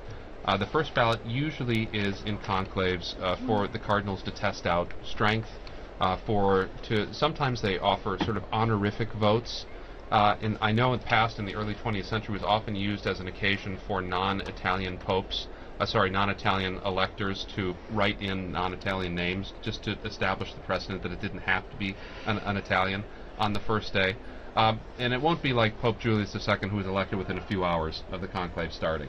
But there always is a danger, because in 1334, when the main candidate wouldn't agree to the cardinal's demands, they didn't know what to do, and so they held a ballot, and everyone chose the least likely candidate that they possibly could. Jacques Fournier, who became Benedict XII, was a very good pope that nobody had expected, and he was elected on the first ballot. So it can happen, but it is really quite a very rare experience.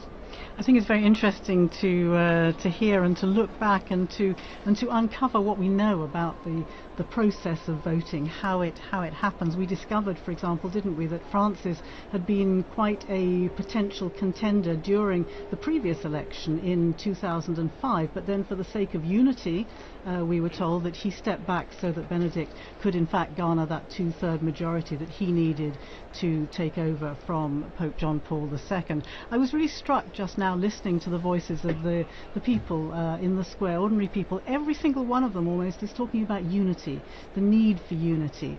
And I think this question of how long the conclave goes on for is seen very much as an important signal regarding the unity of the Church.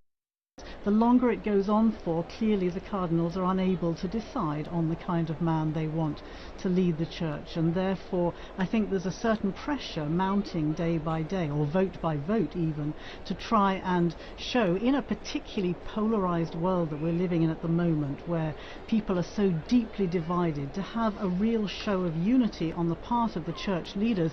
I think that's going to be weighing most heavily on a lot of those cardinals' minds at the moment. And Philippa, you have a strong focus on ecumenism, and as a member of the Church of England, you've done a lot of work with the question of Christian unity.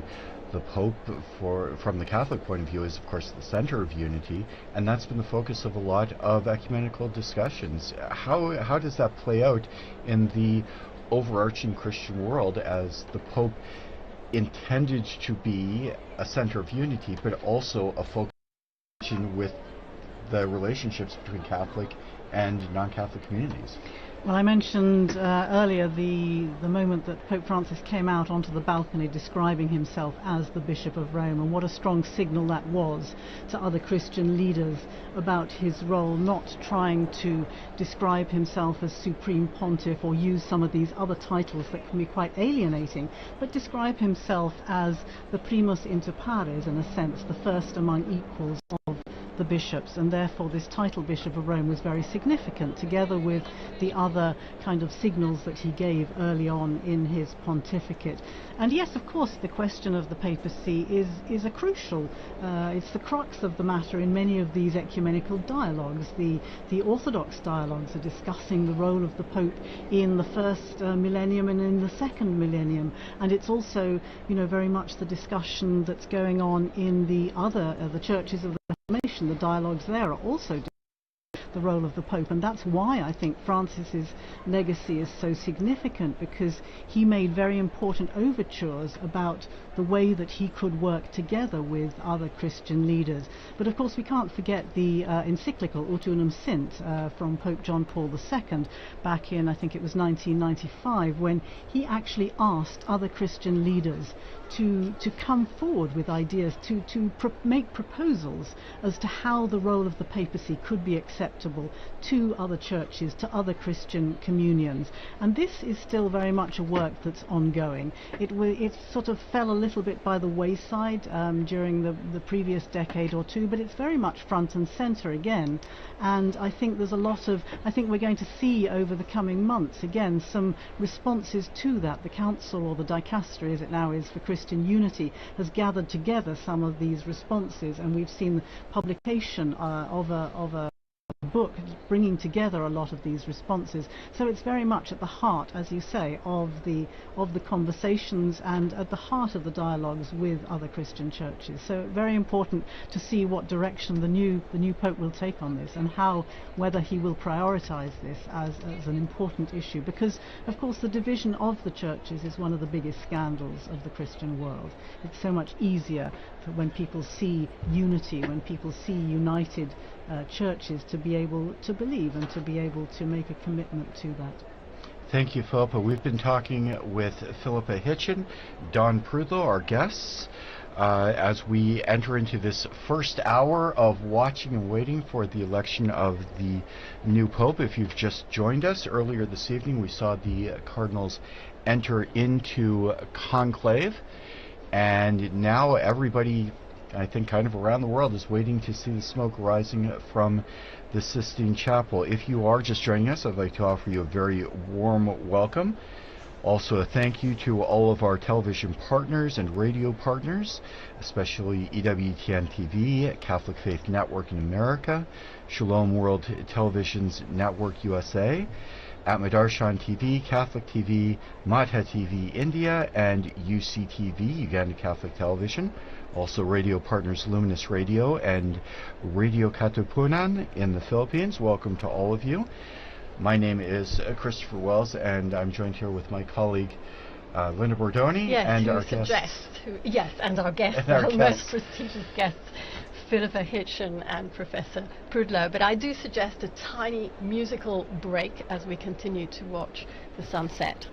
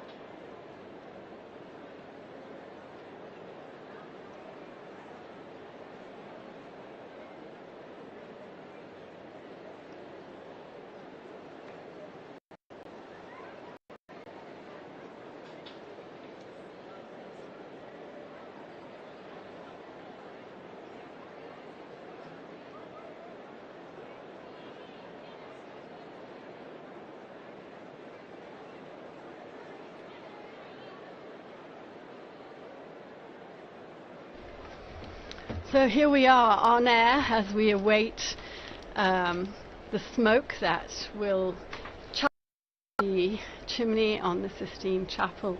We all remember, or more than remember, we're not that old, but we do. We have all read about the famous conclave in 1958 when John the 23rd was elected. The cardinals convened on, I think it was the 26th of October, and immediately white smoke was seen to appear out of the chimney, and obviously the crowd erupted in applause, only to discover that the burning process wasn't as they thought it should be, and it soon turned black. And unfortunately, it happened this next day as well, exactly the same thing. And finally, on the third day, he was actually elected on the 28th of October after 2 false alarms. It really was white smoke. I think the people were probably a bit wary at that time, but yes, the smoke is incredibly magnetizing, isn't it, as we watch that chimney. I certainly have very strong memories of a former colleague here at Vatican Radio doing some coverage for the election. I believe it was for John Paul II, and I remember him talking about the dirty grey smoke, a Scotsman talking about the dirty grey smoke, and he wasn't quite sure whether it was white or whether it was black.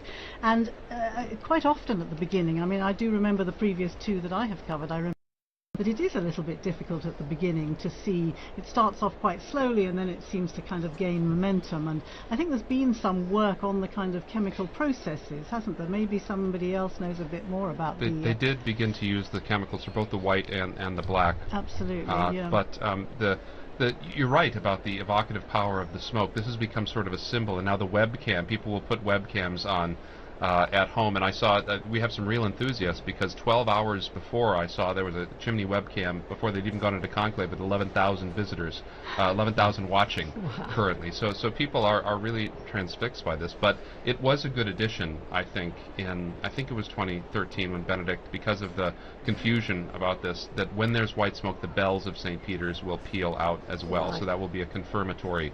And it's also an issue in winter conclaves, right? Because it's night, and it's very difficult to see the color of the smoke at night. And so those bells were a good addition. Although I remember it took quite a while for the bells to actually start pealing, so the people were cheering wildly in the square, and it was only quite a significant time after that the bells actually confirmed that. In fact, I remember that conclave as well. I think we all remember that very clearly.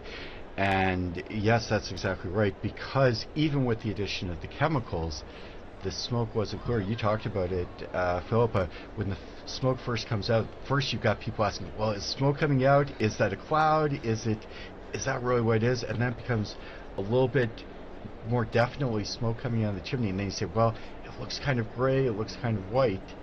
And they had told us here in the studio that they were going to ring the bells as soon as the smoke came out. And I think for the first election in decades, we had smoke that was pretty clearly white, but then the bells didn't ring the way they were supposed to for a long while. And this happens, right? I mean, you remember when Benedict was elected and Cardinal and as soon as he said Habemus Papam, the band started playing. And he had to wait for about 15-20 seconds, and it was very awkward. But so we saw the beautiful, magnificent liturgical choreography today, that this is still an event that's run by human beings, and sometimes that these things can happen, and they lend a lot of great color to the history.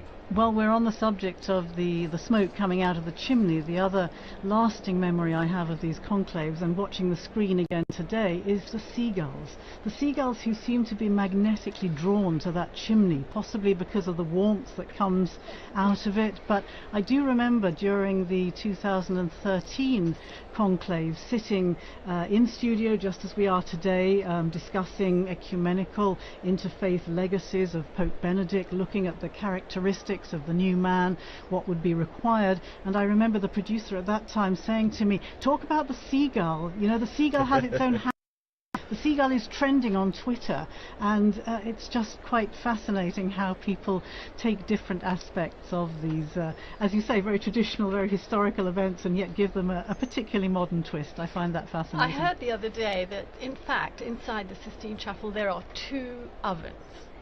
And that's because in the one oven they burn the ballots. in the other oven, they actually put the chemicals you were talking about, Professor Prudlow, which are the ones that will produce the right coloured smoke.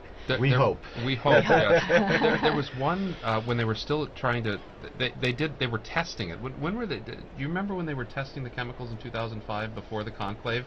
And they just the air, it just turned black. I mean, the entire sky above the Vatican was just black with smoke because they'd put in way too much of the chemical at that time. But I think it's interesting again how we've seen a lot of pictures recently, as you say, these two ovens in the Sistine Chapel. Before, this veil of secrecy that on the one hand was so fascinating to people outside the confines of the Vatican, but on the other hand, people are equally fascinated now they can see the process. We saw the workmen going in with the scaffolding and putting up the chimney and putting the ovens into place, and I think that's been very... Yeah, there's a beautiful video on Vatican News that shows the Room of Tears, which is the room where the Pope will receive his vestments and cry. Time for prayer and crying at his new responsibilities. Before after he has accepted the what would we call it, the proclamation, because the cardinals ask the Pope whether he accepts or not, and so... And he can say no. He can say no, right. Anyway, please go and look at our video, because it shows that Room of Tears. It shows the 3 different sized vestments that have been made to fit whoever is elected. It shows... Well, after it was a little tight on Pope John the 23rd, they knew they had to have a range of sizes for the But possible interestingly, Linda, you were telling me that the traditional papal tailors that has been producing these vestments for so many decades, apparently there's been a change. Yes, there has been a change. So we all knew Gamarelli. I think we all bought socks at Gamarelli, the cardinal socks. This year it's Mancinelli, who apparently makes a bit of a more, a lighter textile, better for transpiration, more comfortable. So yes. In fact, we talked about all of the people inside the Vatican who help with the conclave. One of the people that's there is a tailor on hand. They have a small, medium, and large cassock, but they have someone right there so that when he puts it on, they can make adjustments so it's not overflowing, it's not too tight. They've got some room to breathe, so to speak. In the legend about John the 23rd, who was a portly Italian, famously from peasant stock, as they say, in Italy, and the story was that when he put on the extra large white cassock, it still wasn't big enough, and they had to open up the back of it and kind of tie it together like a hospital gown, obviously with his regular clothes underneath. But there's some of the stories that we hear from the Catholics. I noticed that hanging in the Room of Tears is the little red cape, which Pope Francis did not wear. He chose not to wear. He chose not to wear. Yeah, why did he choose not to wear that red cape? It was a gesture of he meant it as a gesture of humility, in the sense that he wanted to be seen as Francis, as Bishop of Rome, in a simplicity. But I don't think that judgment if the new Pope chooses to wear it. I mean, it's there. It's the proper garment for that moment. There's nothing hieratic. It's just a particular garment for the papacy. And but when you say the tailors and those great videos that you had, that it should remind us of the hundreds of people that work to put this together behind the scenes. All the Vaticanisti, all the people that work they are so hard to make these things come off. The infirmarians, the people that prepare the food. And the people that prepared the conclave, the choir, the masters of ceremonies, it's really... it's a big production. It's an amazing production, and it's an irregular production, right? I mean, I think of in England, right, trying to practice a coronation after over 6 decades, and it's sort of the same thing here. You don't know when it's going to happen. You start to think about it. People come, people go, and there's books, but it's one thing to reduce a book to actual practice. And now that we have videos and things like that, it's so good to record those things and to help people to remember how difficult it is. And we weren't working in those days back in the 1970s, but I wonder what it must have been like to have had 2 of them in very, very close succession within, what was it, 33 days? 33 days was the length of the papacy, and so then John Paul the period I. after that when they elected the John Paul II. So barely the entire Vatican staff barely had time to get to relax and to recover from doing it all over again. It must have been an extraordinary moment. It was very interesting. I come from a very small diocese in the United States, Sioux Falls, South Dakota, which very few people perhaps have ever heard of. But one of our claims to fame, my former bishop, was one of the very, very few bishops appointed by Pope John Paul I. So one of the very few people in the whole church who was the subject of an act of the papacy of John Paul I. And I think a lot of us will have stories about our interactions with popes, not just the people who work here, but people throughout the world who come and see the popes. Do you have some memories of the popes that you've experienced through your time? Well, Pope Francis memorably invited all the Vatican staff. As far as I know, it was the first time for something like this, but he invited all of us to join him for the masses that he instigated in Santa Marta Chapel, where he chose to live rather than in the Apostolic Palace, and he began the tradition of giving a sermon every morning in the Santa Marta Chapel, and we were all invited to go along. So I think it was maybe a month or two after his inauguration, the inauguration of his papacy, that I was able to go along, and that to me was an extraordinary moment. The previous time that I'd seen him was just after I think it was 3 or 4 days after papacy, the inauguration, or the election rather, when he was with all the journalists in the Paul VI Hall. You were there too, weren't you? And he announced why he had chosen the name Francis. He wanted to be to honour the name of Francis as a man of peace, a man of poverty, and a man of protection of creation. And these were, of course, 3 themes that he would develop so strongly throughout his pontificate. And that was, again, an extraordinary moment. It was extraordinary also that he called the journalists to thank them for the work they had done during such an intense period. It was, we didn't realize how moving that gratitude would be. I can't but help think of his very last public audience, was to thank the medics, the doctors and the staff at the hospital who had taken care of him. The other thing I remember about that journalist was the way that he said, I'm going to bless you, but I'm going to do it in silence because many of you are non-believers or not share of the Catholic faith. And so there was immediately this great sense of openness and a great sense of respect for people who didn't necessarily belong to the Catholic Church. And all these signs at the beginning were just so very encouraging to people who'd somehow been feeling a little bit excluded or hadn't been given the same kind of welcome in the past. So these were very strong for me, and the Santa Marta was my opportunity to mention to him my interest in ecumenism and how I was at that time the warden of All Saints Church, Anglican Church here in Rome. And another important memory for me in that sense was that in 2016 I was able to welcome him because he became the first Pope to visit the Anglican Church in his own diocese of Rome. Of course, popes had visited Anglican Church.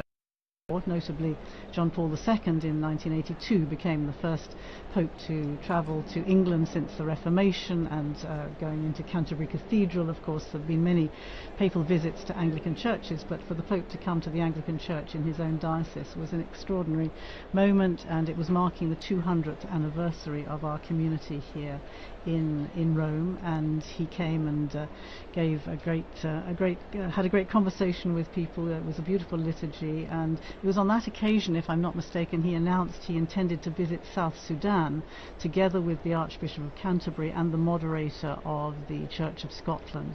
That hadn't been. There was a bit of an uproar because it hadn't been officially announced by the Vatican, but he announced he intended to go anyway, which was typical of the Francis style, wasn't it? Absolutely. Do you have any memories? Well, yes. It's funny that all 4 of us were at that journalist audience. That was an enjoyable.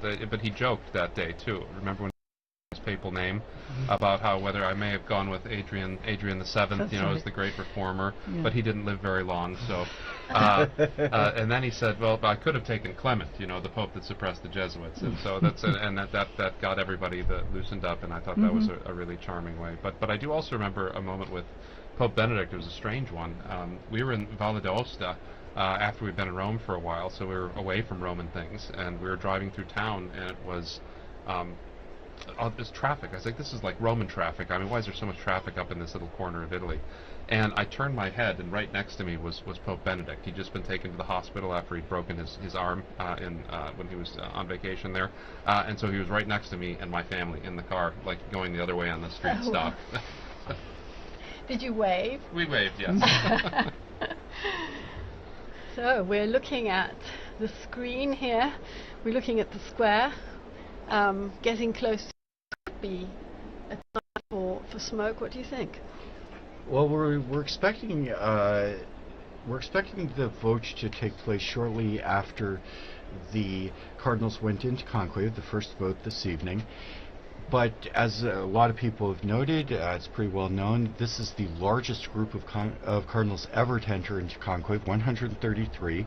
If you watch the broadcast of the entrance, it takes a little while for 133 mostly elderly Cardinals to get up, to cast their vote, for the votes to be counted. We heard Monsignor Burns' very excellent elaboration of that process. So we're not sure how long it takes, and I think that's a challenge for all of us, but also for the people coming in the square. If you were watching at the beginning of the broadcast, the square was not empty, but there weren't a whole lot of people there, and they've been filtering in. It's really filled up. It's really filled up. All remember previous conclaves, when the white smoke comes out, everybody in Rome is going to be coming to St. Peter's Square. But just to talk a little bit about the process this evening, we are expecting a vote perhaps around 7:30 in about 10 minutes, but there's no precise timing. So it could be any time, and we will have people watching for that first wisp of smoke, and then to try and determine what color it is. And Phil, Linda, maybe you can tell us a little bit about what we can expect in the next couple of days in terms of looking for the smoke and the outcome of the different votes in the Sistine Chapel. Well, the one interesting thing I've just discovered is, as you were saying, there are two separate votes. Ovens, yeah. Okay.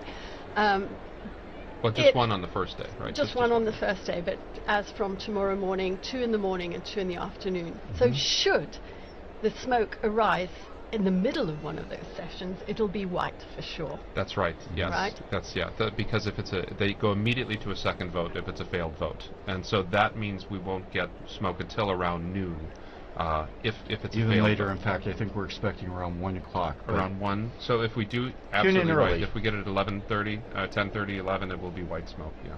I heard an interesting little detail. You were talking about people rushing from around Rome. When people hear the news, they tend to gather in the square to see who the new Pope will be. I read a lovely detail from the English College, the Venerable English College, where the seminarians from the UK train to become priests. And there was obviously a question about were they allowed to run out of their classes if they heard news of course, all of them will have their cell phones, I imagine, so they'll get news almost within seconds of it happening. And apparently there has been a ruling from the college that seminarians are allowed to get up in the middle of classes and to go and congregate in the square to acclaim the new Pope, if and when it happens during the day. I remember I was a student at the Angelicum during the election of Pope Benedict in 2005, and that same question came up. Of course, John Paul had been Pope for almost 27 years, so a conclave was a new thing.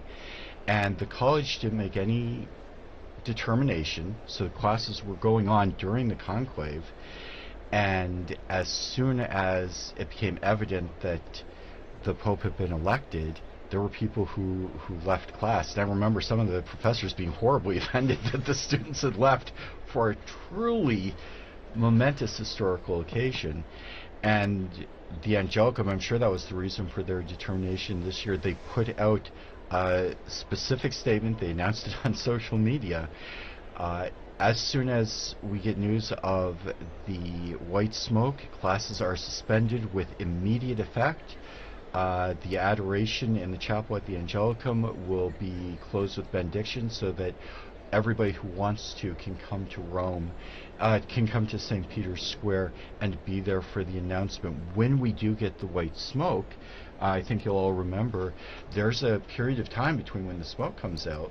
It's about 40 minutes. We're expecting about 40 minutes to an hour between the white smoke and when the Pope has gotten his robes together. He has prayed for a while. They've organized themselves. So about 40 minutes to an hour.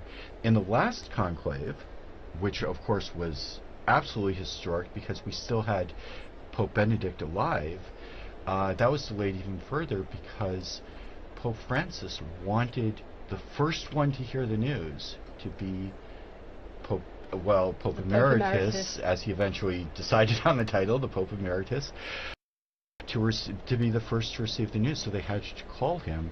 And the story is that he was glued to the TV set watching the chimney, as we all are now, and they were ignoring the phone. And finally, someone picked up and said, "It's the Cardinals. They want you to be the first to know." So there's a little delay. We were talking earlier. There are 2 votes in the morning, 2 in the afternoon, and the expectation is there's a possibility of maybe as early as 10:30 or 11, but certainly a burning of the ballots at around 1 o'clock for the morning ballots, and then in the afternoon, possibly as early as 5 or 5:30, and certainly a burning of the ballots around. Tomorrow we're looking at perhaps as early as 7:30 for the second one. So if you go to our Vatican News website, see kind of a program that idea of when you can tune in and get the latest news from the Meanwhile, conclave. I'm seeing there are 30,000 people in the square at the moment. 30,000? 30,000. And that will increase until the smoke comes out. Yeah. But also, we haven't had an election on the third ballot. We haven't had an election on the second ballot. We have had an election on the third ballot, but not since 1939. And so both Francis and Benedict, I think, were elected on the fourth ballot. So that would mean the evening.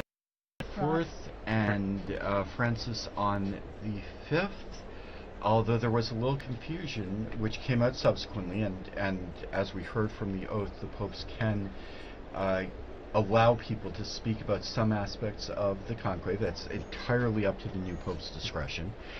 And there was apparently an extra blank ballot added to the vote so that when they counted all the ballots, they had to immediately vote because they want to make absolutely certain that there can be no question about the valid election of the Pope. We know historically that there have been some contested elections. Occasionally, yes. It's being a very important position. There's sometimes been 2 or even 3 claimants to the papacy. We haven't had that in about 600 years. But the last Pope before Benedict to resign, Gregory XII, was one of the 3 popes who they all were either deposed or resigned in order to have the election of Martin V, who restored the papacy to Rome, began the Renaissance here in the city, where we get so many of these beautiful buildings and so many of these beautiful traditions. So we've all been reading hard about what happens after the Pope steps out onto that balcony of blessings. I think it's called the loggia. It will be the protodeacon, right, will announce the Habemus Papam. Unless the protodeacon is elected, and then we'll know even quicker. Then we'll know even quicker. And he will give the formula in Latin. He will read the new Pope's name in Latin. Right. And then afterwards, the pontiff will step out, if I'm not mistaken. And that's when he has his first opportunity to introduce himself to the world. Philip, again, you were here. You made the announcement, as I recall, in studio of Pope Francis. But tell us your experience of that night when Pope Francis was elected, both here in the studio, but also as you were looking out at the crowds as they came to see the new Pope.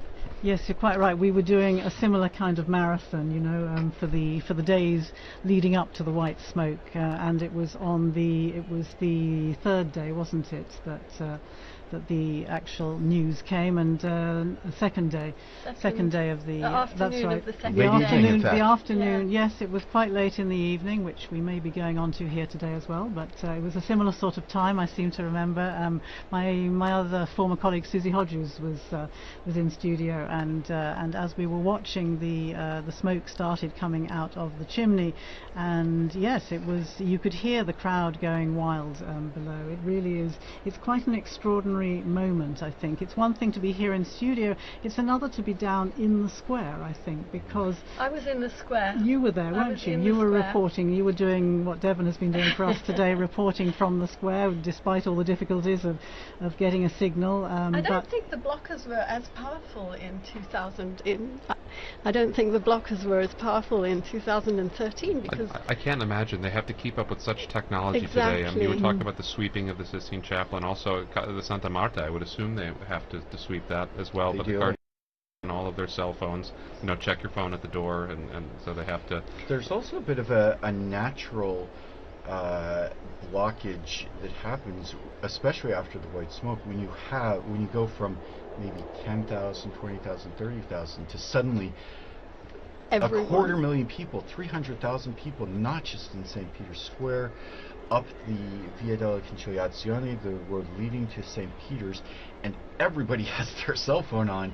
And with great respect for the Italian telecommunications company, that's a big burden for any system. And so when you are trying to get out there and you're trying to send the video of you with the selfie with the new Pope, you might have trouble getting a hold of your friends and family back in England, back in the United States. That was most noticeable even during the recent funeral for Pope Francis, when you have those numbers. Again, I think the figures were 400,000 officially, weren't they, between those gathered in the square and those who were along Via della Conciliazione and down on the route towards St. Mary Major for the burial when Francis was laid in his final resting place.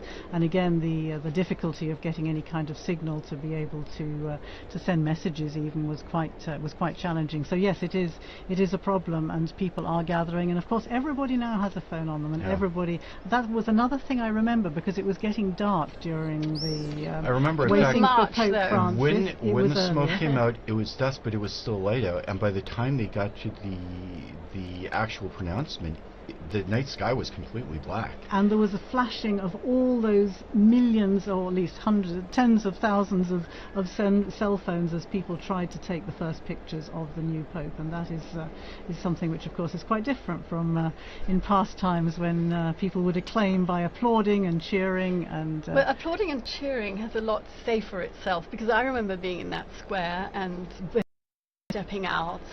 And to be honest, I didn't recognize him. I didn't know who he was. But close to me was a group of Argentinians, pilgrims. And immediately I realized he must be Argentinian, because they went wild. And so I think maybe I was online, I don't remember. I think I said, I think he's an Argentinian. And then, of course, everybody is looking for the biographies and trying to and the internet risks crashing as well, because everybody is trying to download that biography. Interestingly, I've noticed that the Vatican this time has come up with an extremely helpful dashboard, which again is unprecedented. As far as I remember, we had to do a lot of the research ourselves, but we now have a Vatican dashboard which gives you all the details that you ever wanted to know, or the basic information about the cardinals, all the cardinal electors, who they are, where they come from, how old they are, who created them cardinals, what their main features, if you like, of history has been so far, which is incredibly helpful for all of us trying to cover these things. That's progress. So it is two-faced, in the sense that on the one hand, yes, we do have a lot of information much more readily at our fingertips. On the other hand, we are expected to be active on so many more platforms and to be there. And so it's been a really steep learning curve for us as well. We're going to have to be there when the smoke is white. We're going to take a screenshot. We're going to do a video. We're going to have a name out there. It's very challenging for journalists this time and age. And Lynn, I'd like to go back to something you said about the applause, where applause is very significant. As you mentioned, Dawn, in the past, sometimes it was by acclaim, it was the voice of the people of the city of Rome. But even today, in various liturgies, we hear the people to signify their acceptance. And it's not a legalistic form, but there is a place for the people to express their approval of a choice of a priest, of a bishop, and less formally here for the Pope. Well, St. Cyprian, when he was defending the papacy of Cornelius, this was in 250 AD, he said that the clergy of Rome consented to him. He was ordained by all the bishops and by the acclamation of the people. And so this is actually, it is kind of liturgical, the reception of the Pope coming out on the loggia, and then the people acceding to that election in the square. It's a very important moment. Now, sometimes the people historically have not always been so peaceable. They've made their desires known.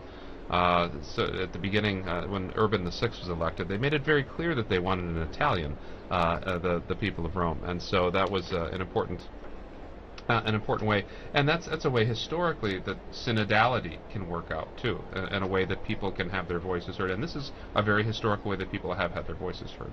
When you mentioned that we were talking earlier about acclaiming the Pope, and thinking back to that election in 2013, of course, you have that incredible acclamation and cheering, but then the other lasting memory that I have is Pope Francis asking the people to pray for him before he gave them the blessing. And in an instant you had however many the people there were in the square falling silent, and so you had this extraordinary contrast between the noise of the cheering and the applause and then the silence as he stood there for really quite a long time, with asking people to pray for him and to pray for his new ministry. That was really quite something unusual, I found. The sentry seagull is back, waiting for the waiting for the news. Waiting for the news. I'm reading something quite unusual for me. I'm reading that it could even be possible that today, in the Sistine Chapel, the cardinals have actually not voted, and therefore there will not be a signal. It's a remote possibility, but it exists. Yeah, all the procedures that govern everything from the moment we learn of the death of the Holy Father, or the moment of his resignation, through the ceremonies to say farewell to the previous Pope, through the period of mourning, the organization of the conclave, how the College of Cardinals organizes the events, to the entry into the conclave, and all of the details of the voting are laid out very, very precisely in a document which we've heard many times, Universi Dominici Gregis, the name of the document that covers all of this. And there is, what that document foresees is that normally the cardinals would proceed immediately to a vote this evening. However, that's not an absolute, and there is admittedly a pretty remote possibility that they don't proceed immediately to a vote. There's also what would be a very strange possibility, but we've talked about this earlier, not unheard of, if the cardinals should choose someone who is not in the Sistine Chapel, they might take a vote, but the vote is not formalized and elect a pope, but the pope is not elected until he accepts. So you wouldn't burn the ballots, you wouldn't see the white smoke, and meanwhile the cardinal electors would have to call outside the cardinal, probably make a phone call, and ask their choice to become pope. And in that case, we would not see the smoke, and then people would really start talking. Yes, that would be a journalistic crisis for sure. At that question: when was the last pope who was not in the conclave to be elected? It was Urban VI. It was that election right before the Great Western Schism. He was the Archbishop of Bari, and so they elected someone outside of the conclave, and so they had to send him notice of that. And it took a long while, and the people of Rome were relatively restless until they found out that, don't worry, we have elected an Italian. And they all went home and had a party. So. Meanwhile, as we've been chatting away here, the cardinals are still gathered in one of the probably most magnificent chapels in the whole world. Full of symbology as well. We all know the final judgment on the wall of the apse. We all know the creation on the ceiling. But there are a lot of paintings in there as well, including some Raphaels and a very symbolic Perugino, which shows Christ handing the keys to St. Peter.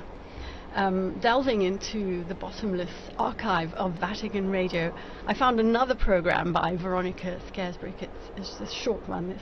She speaks to a professor of fine arts, Brina Ennis, who tells us about that particular fresco, which is part of the of Christ on the right-hand wall as you enter the Sistine Chapel.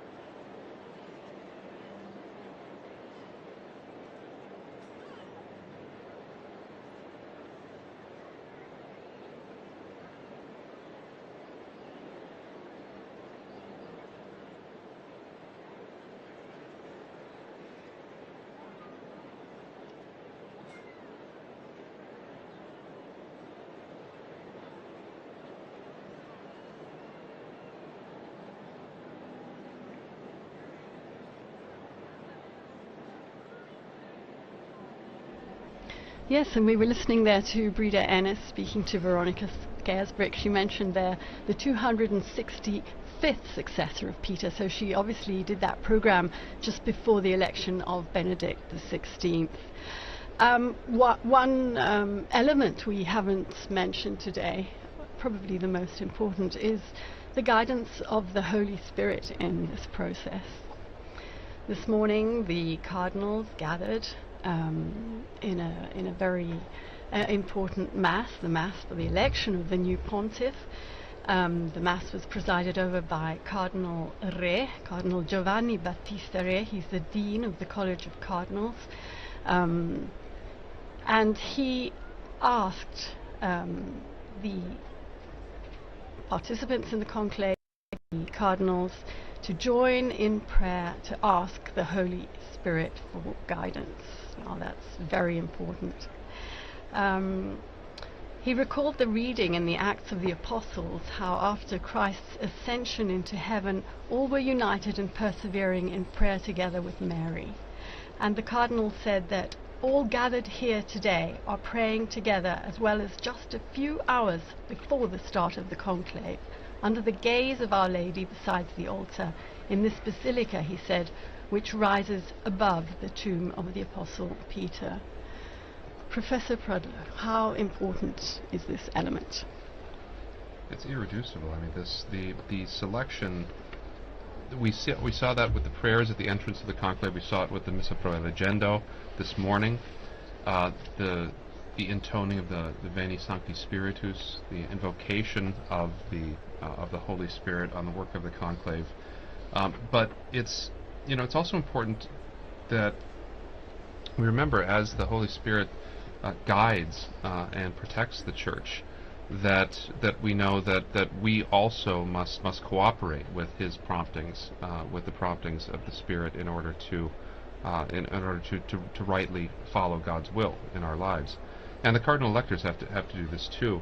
It surprises some people sometimes that when he was Cardinal Ratzinger, Benedict XVI spoke about the Holy Spirit's role in the conclave. And he said, I would not say that the Holy Spirit picks the Pope. I would say that the Spirit does not exactly take control of the affair, but rather, like a good educator, as it were, leaves us much space and much freedom without entirely abandoning us. And so the Missa Pro Elegendo this morning, the ceremonies at the beginning were meant to help the cardinals to be open to the Spirit in that way, and to put aside other agendas, other political ideologies, and be open to the promptings of grace. And so that's because, and I think that was something very wise of Benedict to say, because in the past, I mean, there's not always been good popes. I mean, in the history of the Church, there have been quite bad popes, and yet the Church endures, and that's the astonishing thing from an historical perspective. And so today we hope, we pray that we are open to the promptings of the Holy Spirit for the cardinal electors. I think it's particularly interesting that Mass is not just for the cardinals, but of course it's a Mass in St. Peter's Basilica, open to the public and to a lot of other people who want to come along and want to be part of that moment at the beginning. As you say, it's marking the beginning of the conclave, and to be actually part of that and to be able to pray together with the cardinal electors for the new Pope is an incredibly moving moment. And again, I noticed this morning there were a number of the ecumenical representatives here in Rome. We have a new Anglican bishop, Bishop Anthony, who is the new head of the Anglican Centre. We have the head of the Methodist Ecumenical Office, the Reformed churches, and they were there together with representatives from the Council, the Dicastery for Christian Unity, again praying together and gathered together with the cardinal electors, praying for a successful outcome to this conclave under the guidance, as you say, of the Holy Spirit. And that homily by Cardinal Re brings us back to the whole concept of unity as well, because he also reminded those present about the duty to maintain the unity of the Church on the path traced out by Christ. And he explained that unity is marked by profound communion in diversity, provided that full fidelity to the gospel is maintained. Unity in a fractured world is even more poignant. We're living in a time in which the world is so divided. Just last night we learnt of yet another conflict, and I'm referring to the clashes that erupted between India and Pakistan, as every day we remember Gaza, we remember Ukraine, we remember Myanmar, we remember South Sudan, we remember Sudan. Unfortunately, the list is very, very long. So we really do need a moral compass back in this world. I thought it was interesting during the lead up to this conclave to see the cardinals actually issuing a statement just ahead of their gathering here in the Sistine Chapel, issuing a statement calling for peace, calling for an end to conflicts, mentioning particularly Ukraine and Gaza, but as you say, by implication the many other conflicts that are going on around the world. Of course, peace and an end to conflict was such a key theme for Pope Francis, and I thought it was particularly significant that the cardinals felt it necessary to show that they were absolutely following in this direction, and therefore that these, if you like, considerations that go way beyond those of the Catholic Church and of the Christian world, but the need for dialogue, the need for mediation, the need for peacemakers in our world is particularly on their minds at the moment. And it'll be interesting to see. Of course, we know that there have been that there are cardinals representing countries. I think it's more than 70 countries across the world. Is that right? 70, around 70 countries, yes, more than 70. And therefore, obviously, these political considerations are of extreme importance, alongside all the other church business, of course, that they will have been discussing. And that communique that you mentioned, Philippa, was issued yesterday. We, the Cardinals of the Holy Roman Church, meeting in general congregation before the beginning of the conclave. That's the meetings that they hold in anticipation of the election. We, the Cardinals, noting with regret that there's been no progress in advancing the peace process in Ukraine, in the Middle East, and in so many other parts of the world. And on the contrary, attacks have intensified, especially against civilian populations. We Cardinals make a heartfelt appeal to all parties involved to reach a permanent ceasefire as soon as possible and to negotiate without preconditions, without further delay, the peace long desired by the peoples involved and by the entire world. And that's been that was certainly a constant theme in Pope Francis' pontificate. Linda, just a moment ago when you were talking about all of those trouble spots throughout the world, all those places of conflict, it sounded just like our former Holy Father, where at his audience he'd constantly go through a litany almost of places that needed our prayers, where we needed peace. And the Cardinals conclude their appeal. We invite all the faithful to intensify their supplication to the Lord for a just and lasting peace. Linda, I know you follow closely the Pope's appeals for peace over the years, not just Pope Francis, but also before that. Yes, as you were speaking, my mind immediately went to an interview that our colleague in the Africa English section did immediately after the death of Pope Francis. He interviewed the Bishop of Juba in South Sudan, who said, "We have lost the only advocate we have on this world scenario. We have lost the only voice who brings our suffering to the international community whenever he can." You know, it's a huge, huge void. Who is going to speak for us? One of the historical titles is Pontifex Maximus, right? The Pope is meant to be the chief bridge builder, and the papacy has a unique spot on the world stage to be able to do that with its diplomatic corps, with its experience in this area. And I think back, Francis stands in a long line of popes who have been dedicated single-mindedly to peace. I think Benedict, one of the reasons Benedict chose that the name was Benedict XV, the great Pope of Peace in World War I. And I think of all of the appeals that Pius XII made during the devastation of World War II. And so the papacy is a beacon and needs to continue to be a beacon for these peacemaking movements in the world. Coming back to South Sudan again, yes, popes have traditionally been peacemakers, people appealing for peace, but I think one of Francis's great strengths, of course, was his gestures, his ability to speak through gestures. And thinking of South Sudan, another thing that really comes to mind was the time that he met with the South Sudanese leaders, the president and the vice president, who were at loggerheads with each other. The conflict had been dragging on. He invited them to the Vatican for that session with the Archbishop of Canterbury and the moderator of the Church of Scotland. And I'm sure you've all seen the pictures where he gets down on his knees with great difficulty, and he gets down on his knees to kiss the shoes of these leaders in an extraordinary symbolic gesture of humility, to say to these leaders, these military leaders, stop the fighting. You've been elected to serve your people. And these are the gestures that I think sadly hasn't seemed to have been able to put an end to the war in that country, but very, very poignant and powerful gestures which will remain with us. And let's remember all the times the popes have gone to the United Nations. We'll never forget Jamais plus la guerre, Pope Paul VI, and then Pope John Paul II, and Pope Francis. They have all been to that incredible forum of that family of nations to say, stop fighting, listen to the voice of the people. And as Pope Francis very famously wrote in his encyclical Laudato Si, heed the cry of the earth, heed the cry of the poor. It's an incredibly important role. And I think you mentioned Pope Paul's very heartfelt. You could see it on his face when he cried out, "Never again war, never again war." And I think every subsequent pope that's visited the United Nations has quoted him there. I'm not absolutely certain of that, but Don, you mentioned the unique place of the Catholic Church. The Church is present in just about every country in the world, so they have a stake in a lot of these conflicts. Some places the Church is very small. Mongolia has a community of a few thousand people. 1,500 Catholics. With the Cardinal, though. Right? But with the Cardinal, who we saw Church today, Cardinal Marengo. throughout the world. It does have the diplomatic corps, and I know you've done some studies to the diplomatic corps.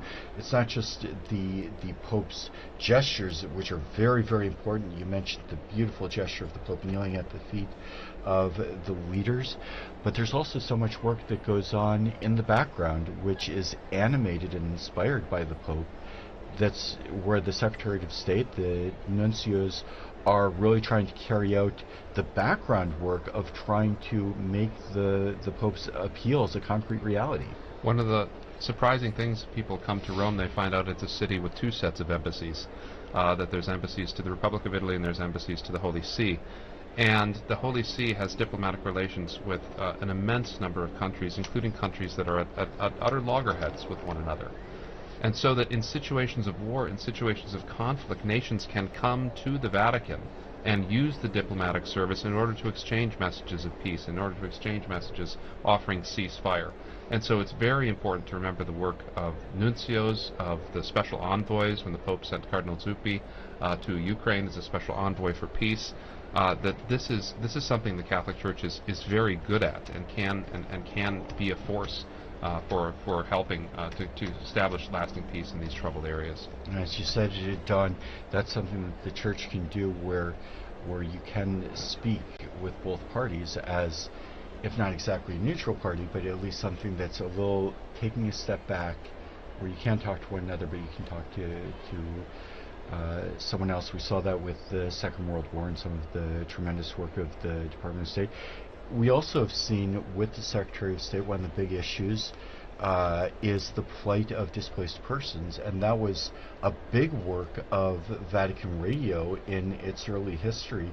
Linda Philippa, maybe you could speak about that role of the Holy See in the humanitarian work of the role of Vatican Radio in the humanitarian work of the Holy See. Well, I think you're probably referring to the Second World War, right? Especially, yes. When the radio started a service announcing the names of prisoners of war, in order that people could tune in and hear whether their husbands, their fathers, their brothers were in these prisoners of war camps following the Second World War, and that was, as I say, way back after the Second World War. But of course, if you're talking about the plight of displaced people, then much more recently during this past decade, of course, we think of how significant an issue, I would say a top priority, this was for Pope Francis. Hard to forget that the first place he chose to visit after his election was the tiny island of Lampedusa down to the south of Italy here. Why? Because he wanted to remember all the people, all the many people who have lost their lives trying to flee their countries, trying to get to safety and security for their families, and losing their lives in the Mediterranean in these terrible flimsy boats that just capsize. And so these kind of, again, the image of him throwing that those flowers into the wreaths of flowers into the sea from the boat to remember the people who'd lost their lives. Speaking with other migrants who had successfully arrived in Lampedusa on that first visit. It was a theme that he started out that way, and he continued to do that all the way through his pontificate, to remember migrants and refugees and people seeking peace, seeking safety, seeking decent standards of living. It really was a top priority for him, I think. And he did that in the company of the Ecumenical Patriarch, if I'm not mistaken. I think Bartholomew was on that boat with him. Bartholomew went to the refugee camp in Lesbos. Right. I think you're thinking of the time he visited there when he went on a trip to Greece, and he travelled there with, yes, Patriarch Bartholomew, for whom also this is a priority. And it was, again, a moving occasion to talk to many of these men, women and children who had risked everything to cross the sea to try and get to safety. And yeah, meeting with refugees in the camp there was another very significant moment. But also here in the Vatican, you remember, he invited families, he had families come over here with the help of the St. Egidio community. The Humanitarian Corridors. The Humanitarian Corridors program. There was an awful lot of work went on together with the Dicastery for Integral Human Development and the Refugee Department there, and all the work that's been done, particularly during this past decade, I would say, is extremely significant. Meanwhile, I'm seeing here on the chat that's adjourning us is that the people in the square are clapping their hands in an attempt to get the Cardinals to hurry up with the voting process. We're going to have an Urban the Sixth situation. Oh. They've been in there for a couple of hours now, haven't they? They have been, yeah, they've been waiting out there. Maybe we can take a short musical break. Mm-hmm.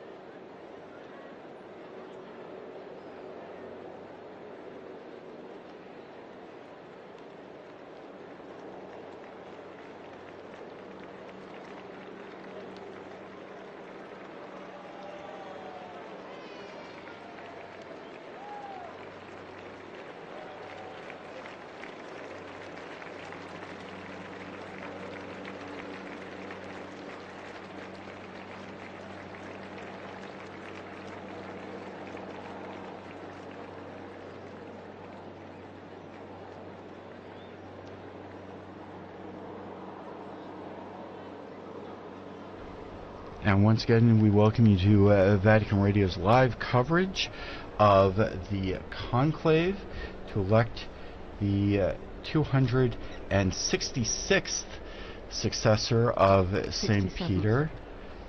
267th Pope, 266th successor, I think is last count. But that's actually an interesting point because the official list of popes has changed numerous times over the years, and in fact there was a change in the 20th with different popes who had traditionally been counted as popes suddenly struck from the list, and perhaps some other clarification from historical scholars. Well, so you have things like Benedict IX, who was pope 3 different times, and then John the 20th that didn't quite make the list eventually, and so they had to skip one. And so the list of popes does, when historians look at these things and they get more details and they get more ideas, the Church will decide whether or not that this person was a legitimate Roman pontiff or not. Because this is an important question. This is a Catholic fact. We have to know who is the Pope. We have to know because Christ promised this to His Church, and so it's critical that we know who and what are. But so sometimes in the dim recesses of history where we have too few records, it's difficult to say for sure. I'm not a historian myself, but of course the medallions in the great Basilica of St. Mary Major that contain the images. Now that's St. Paul's Basilica outside the walls. Yeah. St. Paul's outside the walls, yes, you're right. Yeah. But presumably the number up on the wall there is what we consider to be the official tally, is that right?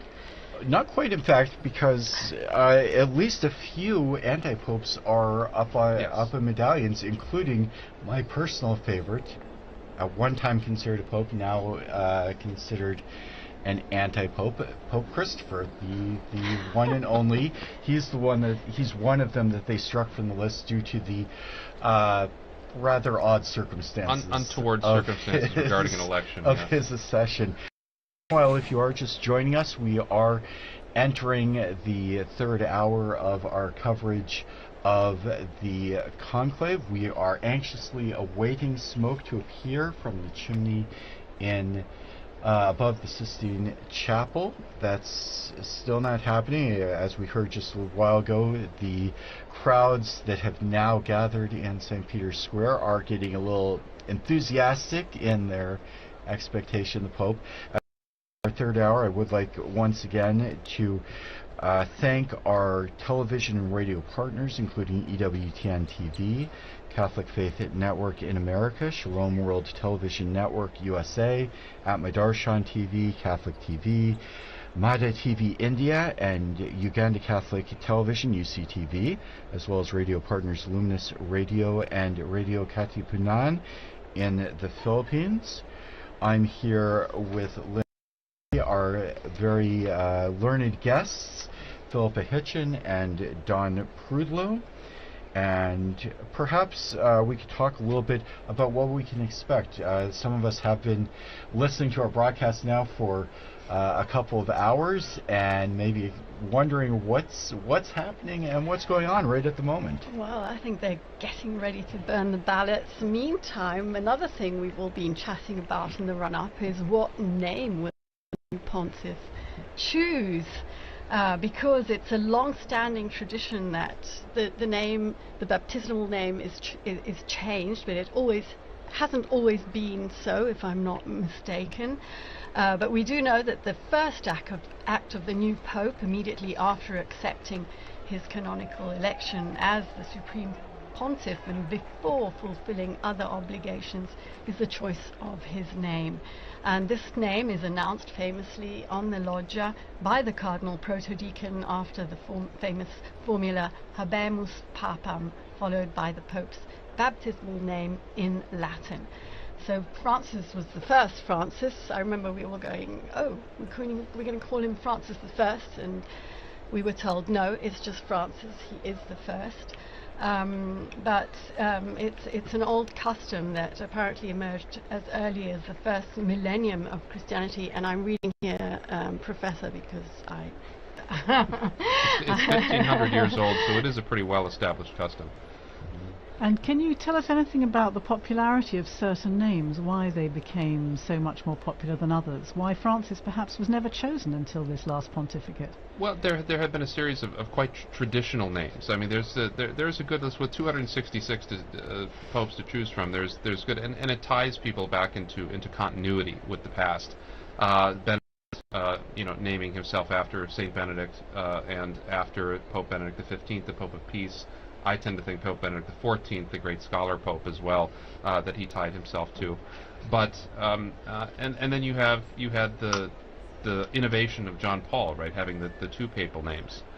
And he will be, if there ever is another Francis, he will have to be Francis I. I mean, he doesn't have any choice. He will be Francis I. He will have to be Francis. If there's a Francis II, there's going to have to be. Yeah, he'd have to be retroactively promoted to Francis I. But this is a great moment, because it's the first time that we can get an insight into the mind of the new pope when they have this name.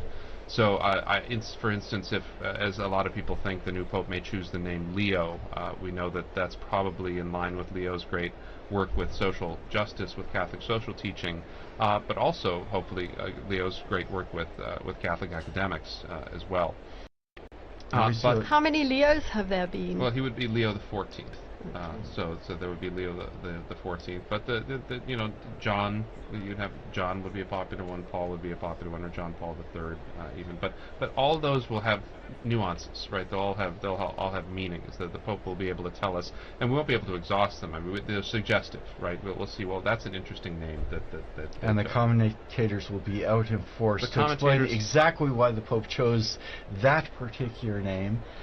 We've seen there's certainly a tradition of choosing names from immediate or close predecessors. There has been, and Benedict sort of broke that, and that was interesting. And I think that's because they had, we had John Paul and then John Paul. I think that was good to break off from that a little bit. But you're right, they go up and down in popularity. I doubt that we'll get a Sixtus VI. I think that we may have ended that line. Won't make we it. haven't had many Pauls. We haven't had many Pauls, right? There's been a lot more Johns than Pauls. But that's definitely a possibility. That's not. But then you have these strange names from early in papal history, right? Like Conon or Lando, and those are likely going to continue to stay in abeyance. But a name like Innocent or Clement, right? These were immensely popular in the 17th and 18th century. And they tied them back to those great histories with those names too. John's was kind of a surprise, because there had not been very many creditable Johns in papal history, and so it was kind of a surprise, particularly. And there was controversy even about his numbering, because one of the anti-popes of Avignon was John the 23rd. There's actually an anti-pope John the 23rd buried in Florence, so that was confusing as well. But he wanted to make his personal statement with that. And as you say, some names gain popularity because of wildly popular popes, but some names fall off when you've had a pope who really did have, as you said, a discreditable reputation, and suddenly we see a lot fewer. One of perhaps the most famous bad popes, Alexander VI, and we did have a successor, but afterwards the name just kind of fell into disuse for now since several hundred years. Right, that's right. But this, there was very good Alexanders in history as well some not so good Alexanders. But and popes don't always choose a name based on Christian principles. So Pius II, he was Aeneas Silvius Piccolomini, and he was so enamored of the Aeneid that he wanted to be Pius Aeneas. So he was Pius II, not because of any devotion to St. Pius. Julius because of the devotion to Virgil. To Virgil. Well, it's much like Dante, right? Our beloved Dante. And Julius II wanted to be named after Julius Caesar, I think. So that worked. But there were both Piuses after Pius II and Juliuses after Julius II. So having had so many Italian popes, of course, throughout history, all selecting from perhaps what you're talking about, some of the traditional names, I'm wondering what a difference it might make having cardinals from these 70 different countries, and if perhaps we should have a pope from Africa or Asia or again Latin America, wondering what difference that might make in the selection of a name. That would be interesting, because we have had Greek popes and Syriac popes and African popes. The great Pope Gelasius was North African. and Pope Zephyrinus was Syrian. There was a period in the 8th century where we had almost all Greek and Syrian popes. And so looking back to that history would be instructive as well. I mean, to the persecuted Christians of the Middle East or of North Africa, it could point to that and still be rooted in the Church's history as well. You certainly need a historian on hand, don't you, to help you make this selection. I can see that you're never going to be out of a job. They've never let historians into the conclave. There's no on-call historian, so maybe how important is it that a pope be proficient in Latin? Well, I think it's critical as the patriarch of the West and as the head of the Latin Rite of the Catholic Church. I mean, it's pretty critical. And you saw, I mean, when you have these big international events, you notice that the entire thing was conducted in Latin for these cardinals, and it helps in a certain sense to decenter any particular ethnicity or linguistic group that provides something of that common unity that when the liturgy used to be in one language, that did provide that commonality throughout the world, but still today provides it at these really critical moments, so that when all Christians come together in Rome to celebrate Mass with the Pope, that they can sing the Pater Noster as one in one language, and so I think that's a wonderful thing. So it's pretty critical that he knows. The new Pope will have to know Italian too, since Italian has become the lingua franca of the Holy See. It was very interesting during the broadcast prior to this when we watched the cardinals going into conclave, and there was a long moment where each of the cardinals swore to uphold the oath. The full oath was read by Cardinal Parolin, and then each successive cardinal said, "I personally swear to abide by this with my hands on the Gospels." But all of them made that oath in Latin. And if you were watching on the video, you saw they had a cheat sheet in front of them with the precise phrase. What was really fascinating, you saw Latin cardinals, but you also saw cardinals from Eastern churches from all over the world, and each of them was pronouncing the exact same words in Latin in their own language. And I thought that was one of the most moving parts of the ceremony, where you'd hear an American perhaps with a bit of an Irish accent, and you'd hear a Japanese cardinal or an African cardinal, or cardinals from all over the world. I heard Stephen Brislin with his South African accent. For those of you, I mean, we all remember Pope Benedict pronouncing his Latin with a very strong German accent, which I found very endearing. So it really does offer a kind of point of unity where it's not a living language that's going to be privileged, but it's a language that everybody can kind of have a share in.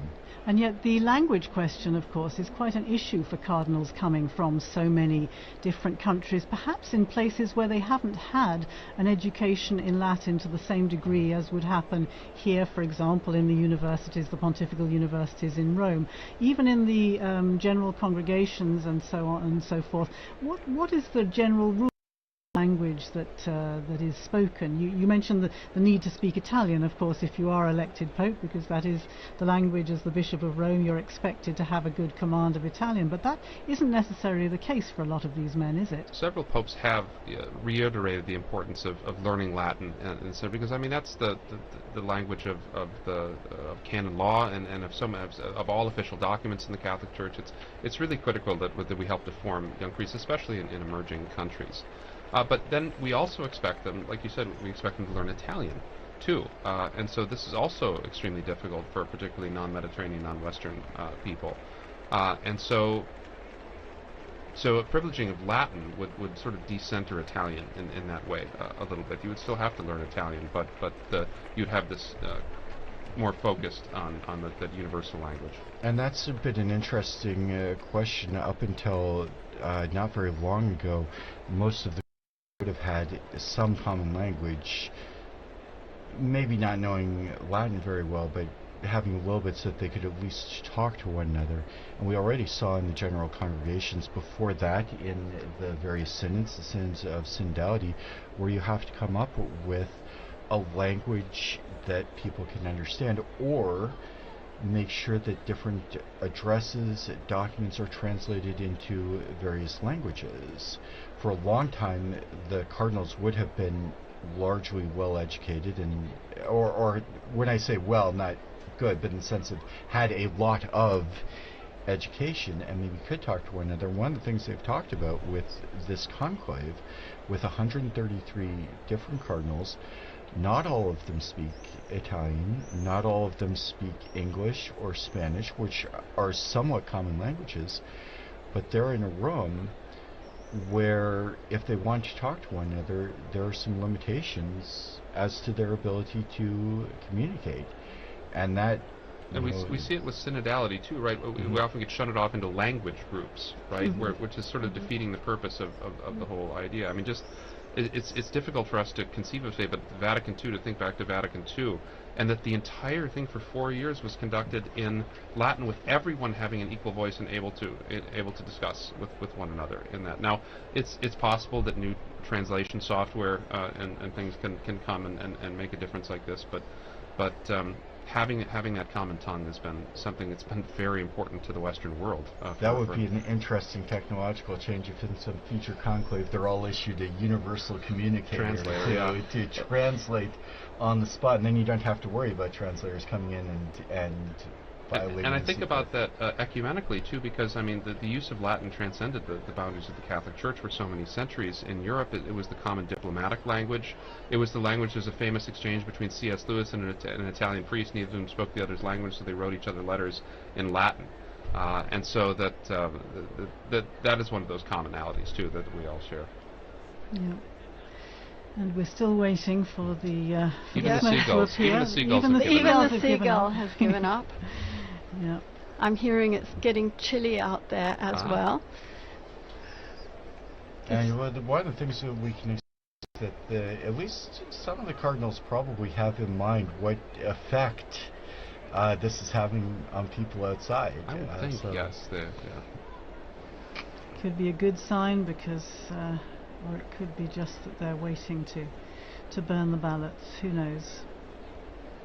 But they should, because it's just one ballot, that they wouldn't have to wait after the scrutiny is done. But as you were saying earlier, I think, Chris, this is going to affect timings, isn't it? I'm imagining not just today, but we start again tomorrow morning. Just give us a recap of the times that are expected. The Cardinals gather again at 9 o'clock in the morning, is that right? Inside the Sistine Chapel? They begin with Mass and prayer. The actual voting is largely, as we've said, it's not a point. The conclave is not a place where people are going to get up and give campaign speeches, or much speeches at all. I've heard many cardinals talk about conclaves as more like a retreat than anything else, and when they come into the Sistine Chapel and do the vote, that's all they do.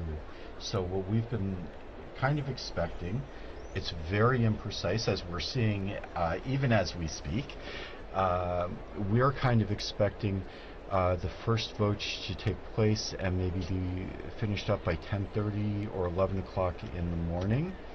If there's a positive outcome, we would see the white smoke then. If not, proceed immediately to a second vote, which is then going to take another hour, an hour and a half. And at the conclusion of that vote, they will burn ballots from both of the previous scrutinies. So then we could see or white smoke. The kind of general feeling and general ideas that might happen around 1 o'clock each day. Yeah, and let's remember that this service that we are providing is not just in English, of course. Being Vatican Radio, it's in 7 languages, the live service that we are doing now, but the other languages will also be broadcasting, so it's going out in a lot of languages as we speak, and of course everything is on our website, on our social media, on Twitter, and not just spoken languages, and not just spoken languages, the sign languages, in various sign languages. There's the Italian sign language, the American sign language, and I'm here. We have Devon on the line. He's still in the square. Devon, hello, hi, good.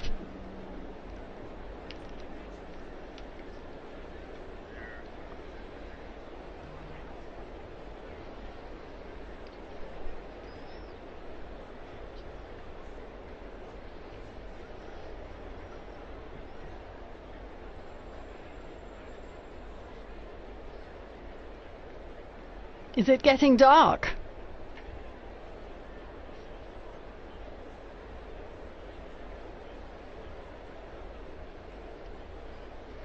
We're all wondering what's going to happen. We've the two and a half hours since the beginning of this commentary, and so yes, the seagull appears to have also left its position next to the chimney.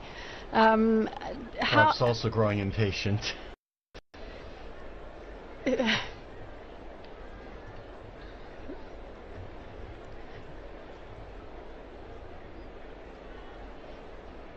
Have you spoken to any other pilgrims or Romans in the square who have specially come for the occasion?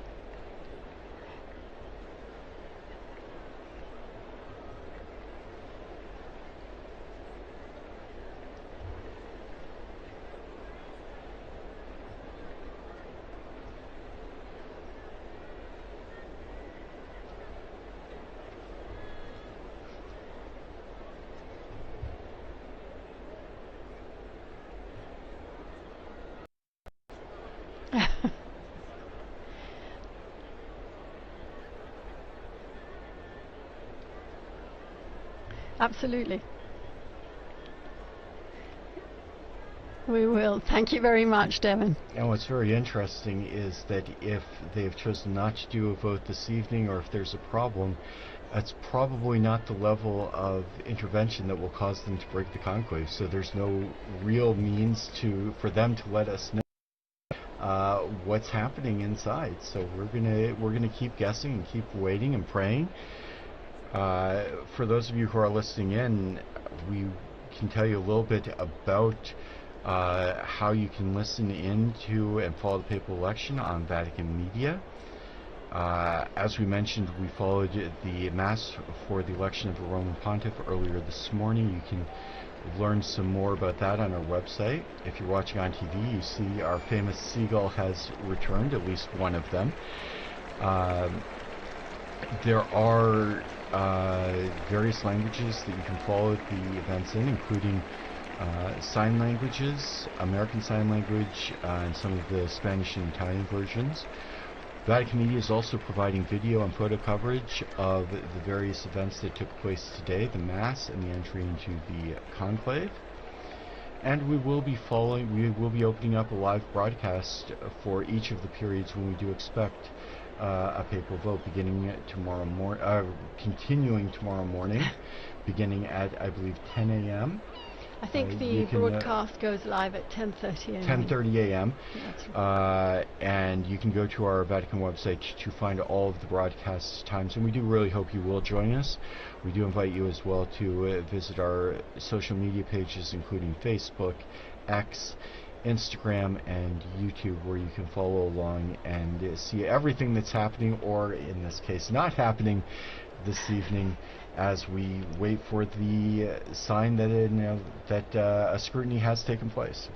You're talking about social media, you're talking about the radio broadcasts. Of course, the Osservatore Romano, the Vatican newspaper, is also waiting anxiously for the results of this papal election. If I remember rightly, they produce a special edition, remember rightly. Yes. And almost as soon as the announcement is made on the balcony, the presses start rolling, or at least the copy editors start putting out this edition so that it can be distributed free, I think, in St. Peter's Square to people as soon after the event. As was the one that marked the passing of Pope Francis.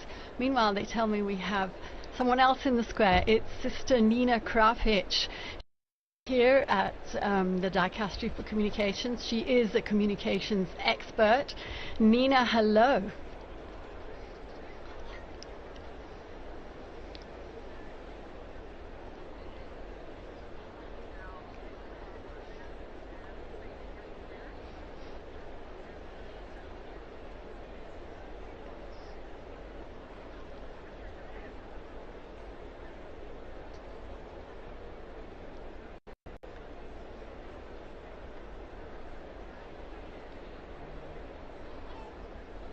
It's your first conclave, isn't it, Nina?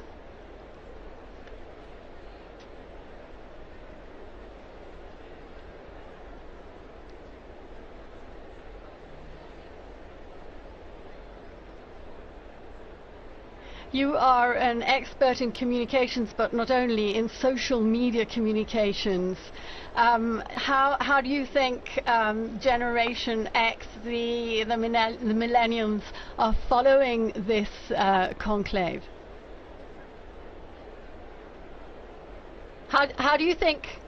I was speaking about social media, which is very much your field, and getting the message out to the younger generations. How are they following this conclave? What kind of interest have you been perceiving from them? You are very young yourself, Nina.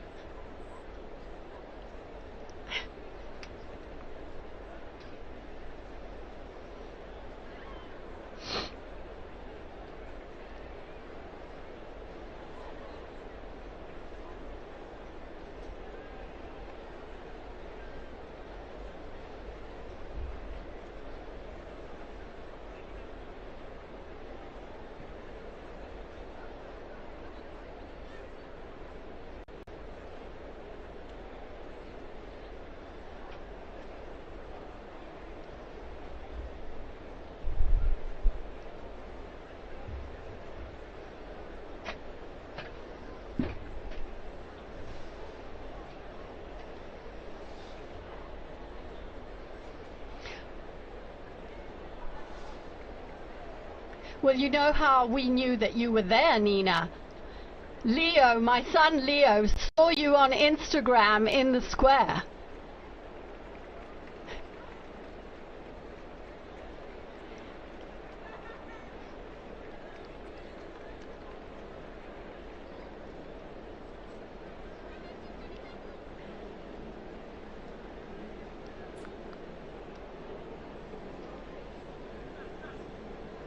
Right.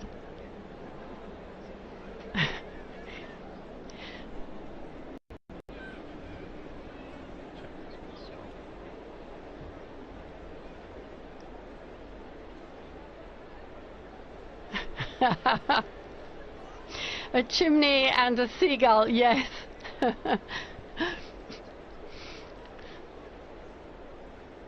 Thank you, Nina.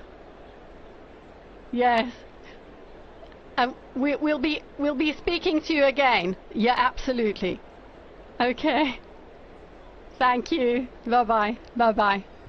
So that was Nina Krapic. She knows all about influencers and the dicastery that has understood very profoundly that it has to move with the times if it wants to keep up with the world, and has brought her in to study the role of influencers in communication and to talk to gatherings. She goes to speak at conferences about the church and communications with a very new voice. You need a dicastery of influencing. Interesting, though, that what we think of as the generation that likes everything instantly, that people should be standing there for an hour and a half, 2.5 hours now, watching a chimney without anything happening at all. So quite a turnout for the books, and interesting to see the reaction. Will people not be so interested over the coming days, or will that simply increase the tension and increase the interest? We'll have to see tomorrow what happens. Francesca's telling me the numbers have gone up. There are 45,000 people in the square at 20:35. That's 25 to 9 local time here in Rome. Well, it's still mercifully before Italian dinner time, but it's well past American dinner time. You were giving us the timeline, Chris, earlier on. Tomorrow in the morning, as you say, the Cardinals go in. They have 2 votes in the morning. Then they break for lunch, don't they? They do have a break in the afternoon.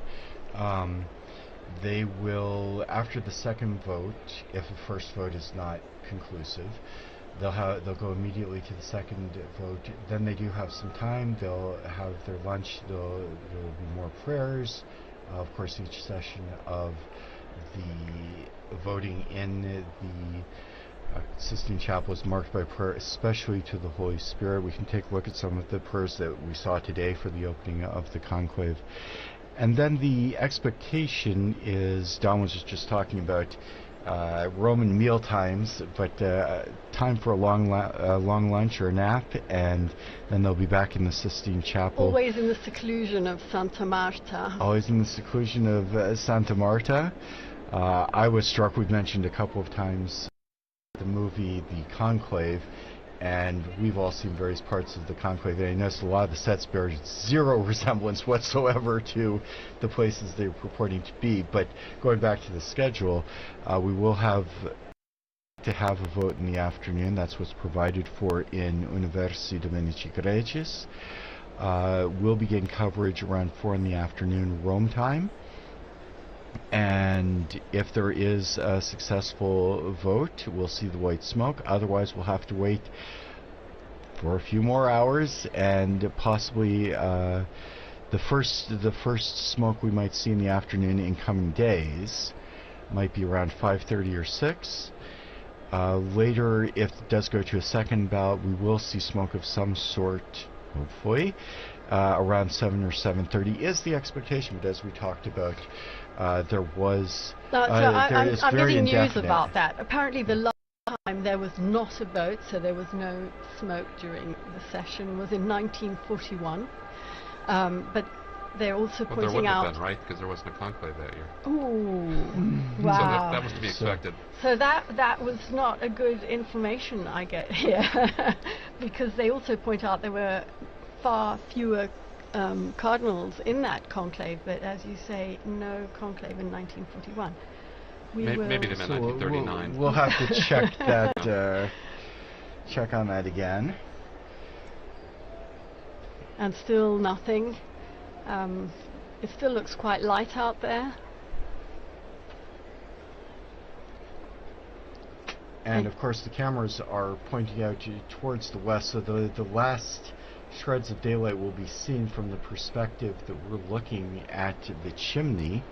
Whereas if you, for those in the square, if they turn around and look out, they'll see that the light is dying out. We can see out the window here, skies growing pretty dark in the other direction, and we might have a situation where it does become difficult to see the smoke or tell what color it is.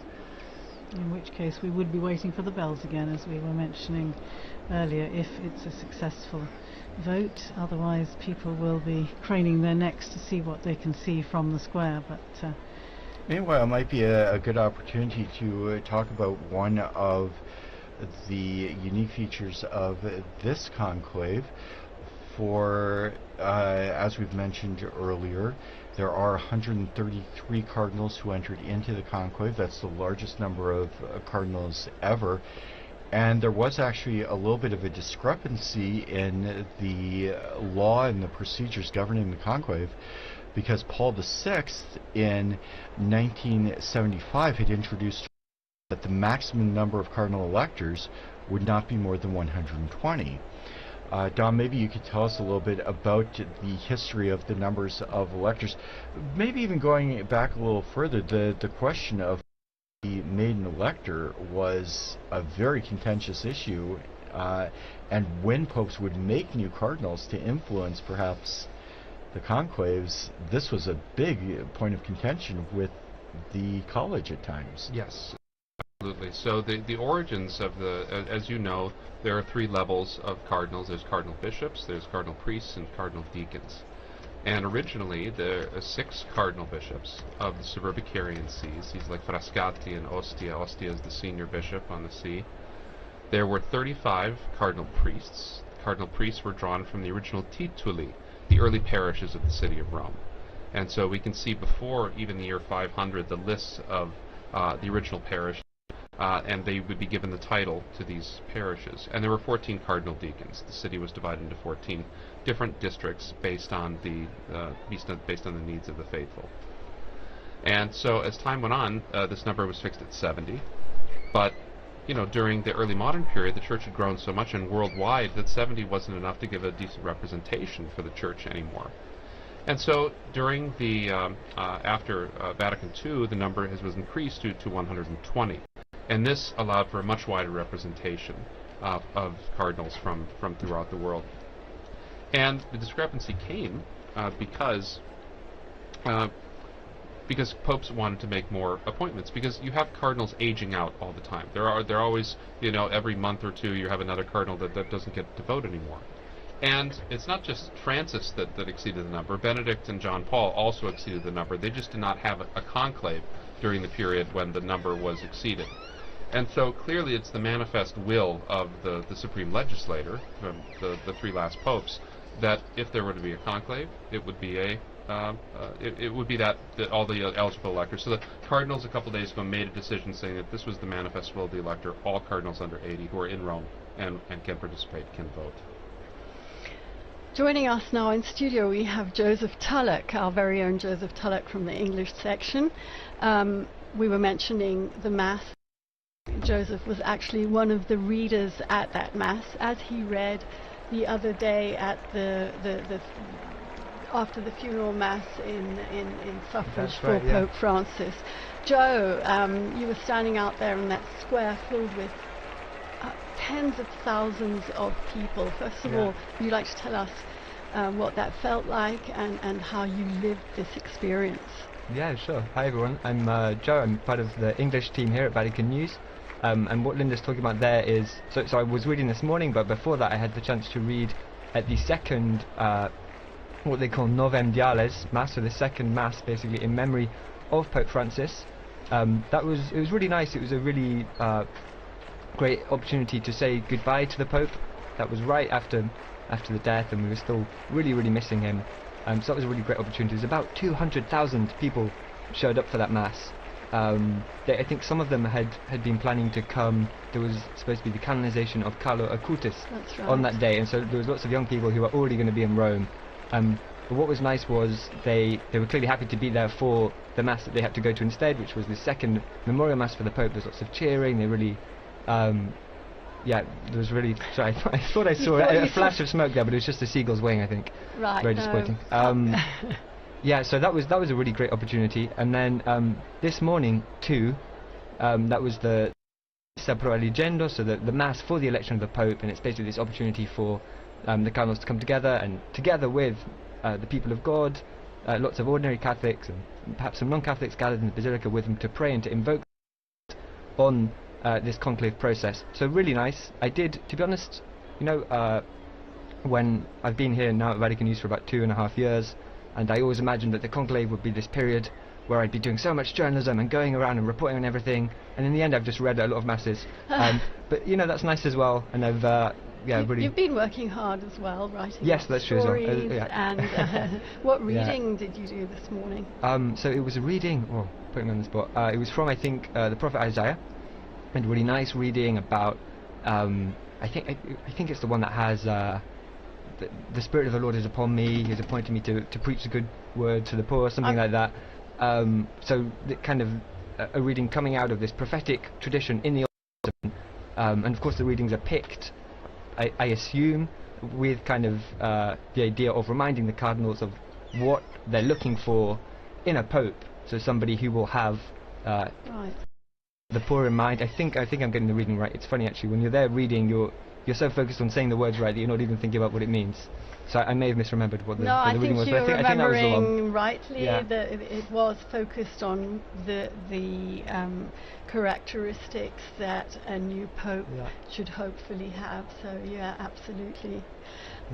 Joe is going to be in studio with us again in these coming days as we await the smoke, unless at this point it could be white.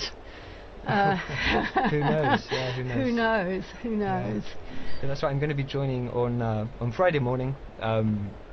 If, of course, we could very well have a new pope by then, because by then there will have been there'll be 9 between now and Friday morning. So there's one ballot this evening, and then there'll be 4 tomorrow.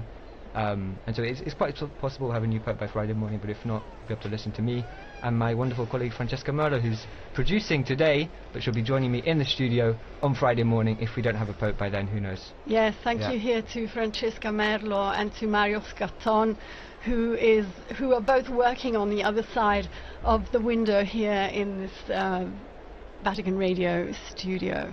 We've been talking a bit about all that's happened between the funeral and the general congregations leading up to this conclave. Perhaps we could just take a brief look at actually what happens. We've talked about the Pope coming out onto the balcony, the first acclamation by the people of Rome and so on, but then we have to look forward also to the installation, the inauguration of the new papal ministry. Perhaps we could talk a little bit about what happens then, remembering past occasions.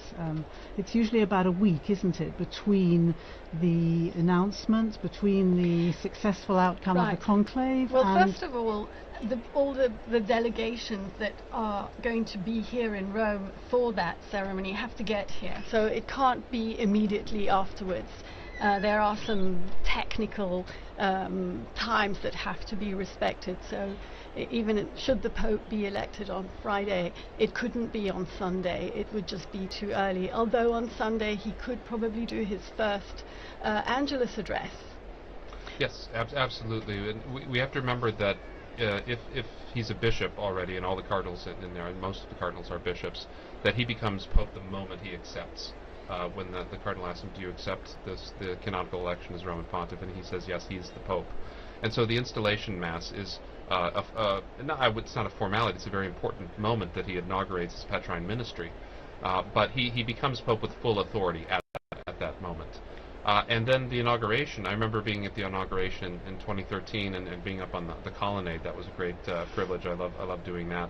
And you see, because then you allow just for the funeral too, like when they have the delay, you want the dignitaries to be able to come, and they will come. I mean, as we've seen it, I mean, the world pays attention to what happens in the city, and that's critical. But there's a whole set of ceremonies that go along with the new Pope, right? That culminate really after the installation Mass with the actual possessio, the taking possession of his cathedral at St. John Lateran, which I was also present for when Pope Francis took charge of his cathedral. And so this is a wonderful series of events that makes fuller the meaning of what's happening in the Sistine Chapel right now. Pope Francis particularly wanted his inauguration, if I remember correctly, to be on the feast day of St.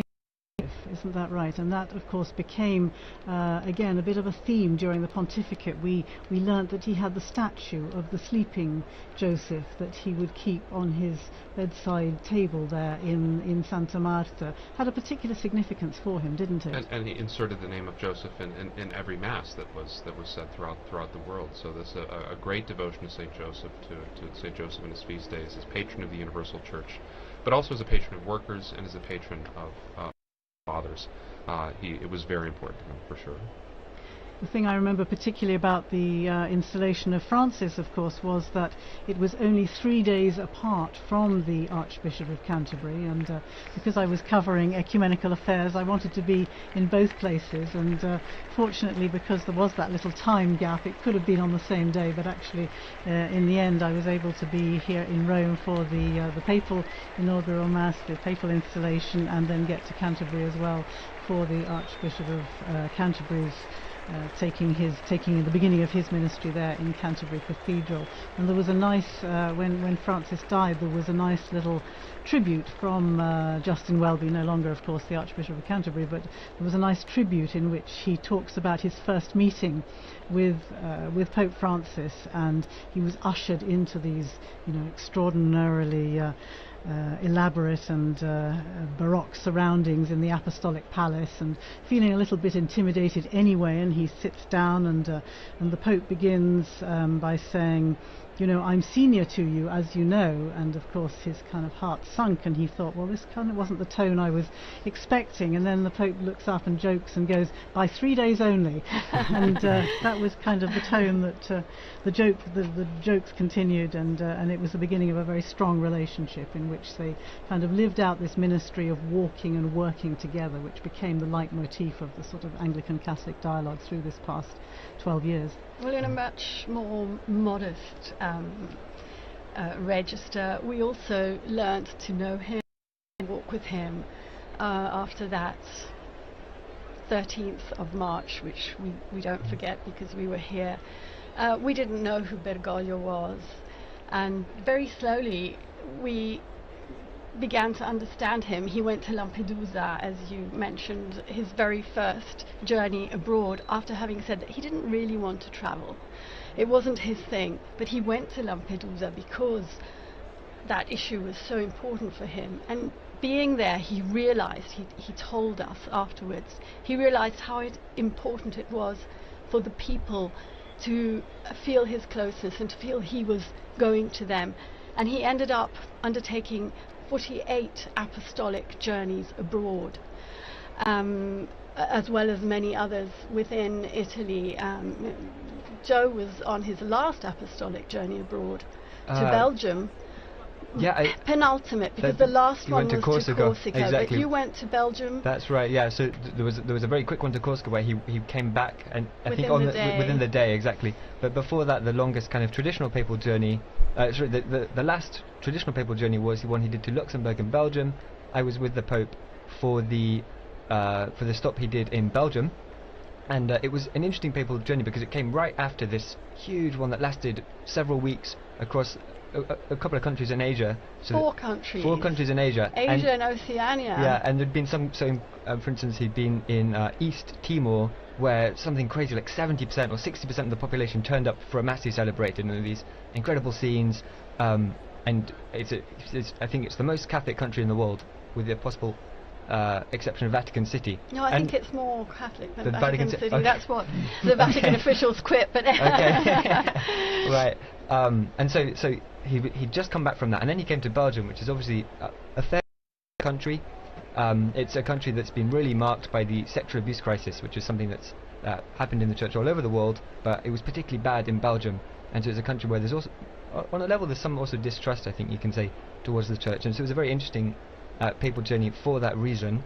The Pope did a couple of things. So he met with survivors of sexual abuse, and that was a closed-door meeting, so there were no journalists there. We don't know exactly what was said, but there were some interviews afterwards with some of the survivors who said that he really listened to them, and they felt moved by that. And he also visited some universities. So Belgium is home to 2 famous Catholic universities. I'm going to butcher the pronunciation. One is, I think, Leuven, and one is Louvain, and one is Dutch-speaking or Flemish-speaking. The other one is French-speaking. 2 very historic, very prestigious Catholic universities, and the Pope visited both of them. There was, if I remember rightly, there was at Leuven, the Flemish Dutch-speaking one. He kind of had an exchange with the professors, and then what was interesting was afterwards when he came to Louvain, it was more dialogue with the students. But on both kind of occasions, he was doing what we really came to expect from Pope Francis, which was this dialogue, kind of talking to people, even people who disagreed with him. I remember there was some when the students were talking to him, as well as they agreed with a lot of what he said, and then they were pointing out some points where they disagreed, and that was really typical of Pope Francis as well, this desire to talk to people, even people that didn't agree with him. Absolutely. And so it was kind of it was a classic Francis trip in that way. I was speaking to the international director of the Jesuit Refugee Service just slightly after his death, and he said very much what you have been saying. He would sit down and enter into dialogue with the person he had before him, and it was never a problem to disagree or to listen to a differing perspective. In fact, he was interested in doing exactly that. Yeah. Certainly the fact of his meeting with Jesuits wherever he travelled in any of the journeys around the world became a particular hallmark, didn't it, of these trips, and I think a particularly important moment for the Jesuit community throughout the world. I'm wondering, Don, if you can tell us anything about the frequencies of popes belonging to particular orders as opposed to those who don't. I mean, it's not terribly common.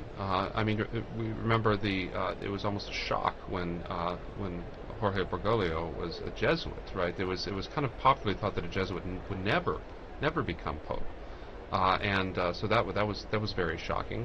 There have been several popes from religious orders. From the Franciscans and Dominicans, each have a handful of popes. None since the 18th century, late 18th century. There have been some monk popes, particularly during the period of the monastic revival in the 11th century. But by and large, they have been taken, a lot of them, from the secular clergy. That's been mainly, and they've kind of gone back and forth between the diplomatic corps and between canon lawyers and theologians, and that's been pretty much the case. There hasn't been too much of a, while there is always, I would say, about 50% of representation in the College of Cardinals come from religious orders. They do not often get elected to the papacy. I don't think it's any particular animus against. It maybe historically have been against Jesuits, but that's not. But and I'm talking back from the very foundation of the order. But it's really something that the person has to fit the job too. And very often religious orders are focused on a ministry. They're focused on a particular specialty. And the pastor, the secular priest, the bishop has got to be all things to all people. And that often is better training for the kind of things you'll encounter in the papacy than other forms of religious living. And I wonder, is that 15% roughly the same today with the cardinals who are gathered behind the walls of the I'd Sistine Chapel? have to look. I could make a count, but I would suggest it's roughly 15 to 20%. And so after the Pope died, I saw a couple of headlines saying something along the lines of Pope Francis never stopped being a Jesuit, and this idea that as you were saying there, that each of these orders has their own charism and they really mark the members of those orders. I don't know if you have any thoughts about the ways in which Pope Francis never stopped being a Jesuit, the ways in which his Jesuit formation really shaped him and became the Pope that we all knew. I think the Jesuit formation creates such strong individuals. They are able to, I mean, think of the great Jesuit missionaries that are able to operate. They're meant from the very foundation not to live in a religious community, right? I mean, they're meant to be able to be sort of sole proprietors sometimes when they need to be. And so go off like Francis Xavier around the world by themselves, never see another Jesuit for years and years and years. And I think that kind of style, that kind of particularly the Jesuit emphasis on obedience and on sort of the voluntas of the superior was very much in evidence in ways that you might not see from a Dominican perspective as well. So I think that strongly individualistic way of doing things, I don't mean individualism in a bad sense, I mean a strong, well-formed person that is able to act and knows their mind and acts in that way. And Jesuit formation is really effective at creating that. I think we saw some of those aspects coming out in his papacy for sure. Would you say also the question of discernment, which is a particular feature of the spiritual exercises of the Jesuit mindset in some ways, and of course the discernment process is perhaps at the basis of this synodality, the synods on synodality and so on that Pope Francis has begun and as we know has set in place, set in motion through to another synod in 2028. I think that would perhaps be another feature of I think of so. the That's exactly right. Yeah.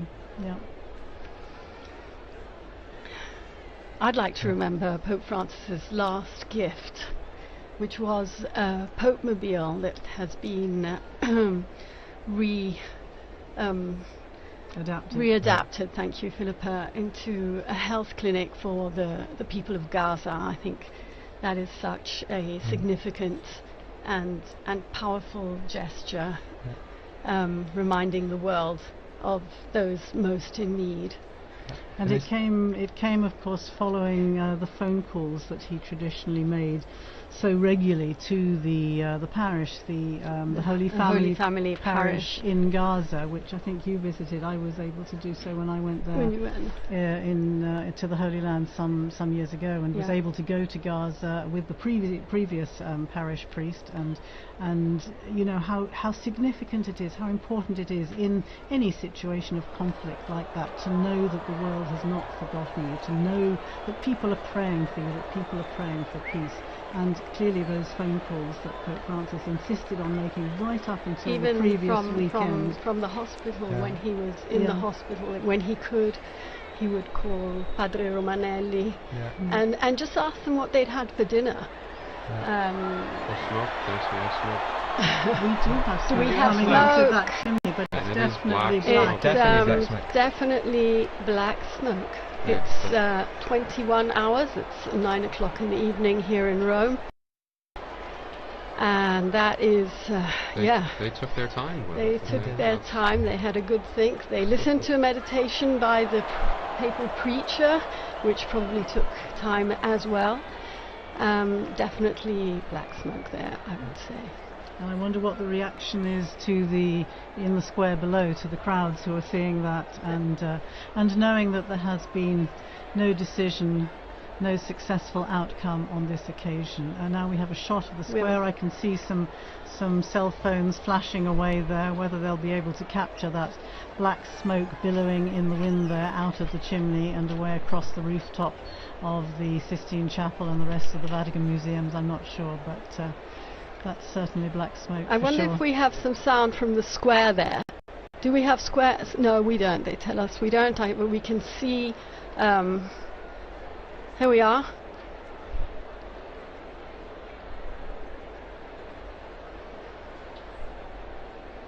Well, the noise they've of the made crowd. sure of it at least. That's good. They've wow. got a good bit of it. Yes, a good crowd in the square. And you can see, of course, those giant screens set up so that even if you can't actually see from where you're standing, which it looks difficult to see from it now. Does. Yeah, and in fact I remember that from past And as you years. were saying, it's dark. At nighttime, yes, it becomes difficult. Okay. Well, that is again. I never failed to be moved by the sight of our most beautiful, beautiful city, the Bernini Colonnade, St. Peter's illuminated, that night sky. It could have rained today, but it didn't. It's also a blessing for many. Good weather for the rest of the week. So. And you can see if you're watching on the television screen, it is now completely dark in Rome. The lights are on, the new illumination of the dome of St. Peter's. And the crowd, I think, is very relieved to see smoke, and very definite black smoke. I think there's no question from the very beginning. I want to say thanks to Joseph Tulloch for joining us there. He disappeared out of the studio. And thanks again to Joseph for relaying his experiences. And thanks to our team in studio. I can see people making their way people are moving swiftly out of the square, definitely past dinner time here in Rome. But and I'll tell you, it's going to be tough to find a restaurant anywhere near St. Peter's this evening. Yes. But do keep following us here on Vatican Media, Vatican News. We'll start tomorrow again at 10:30. Is that right? Rome time. You are a guest tomorrow morning again, yes. and with Christopher Wells here in studio. So yes, 10:30 Rome time tomorrow morning for another marathon and commentary. We'll have Devin as well tomorrow in the anchor spot. Yes. He joined us with some great contributions from the square.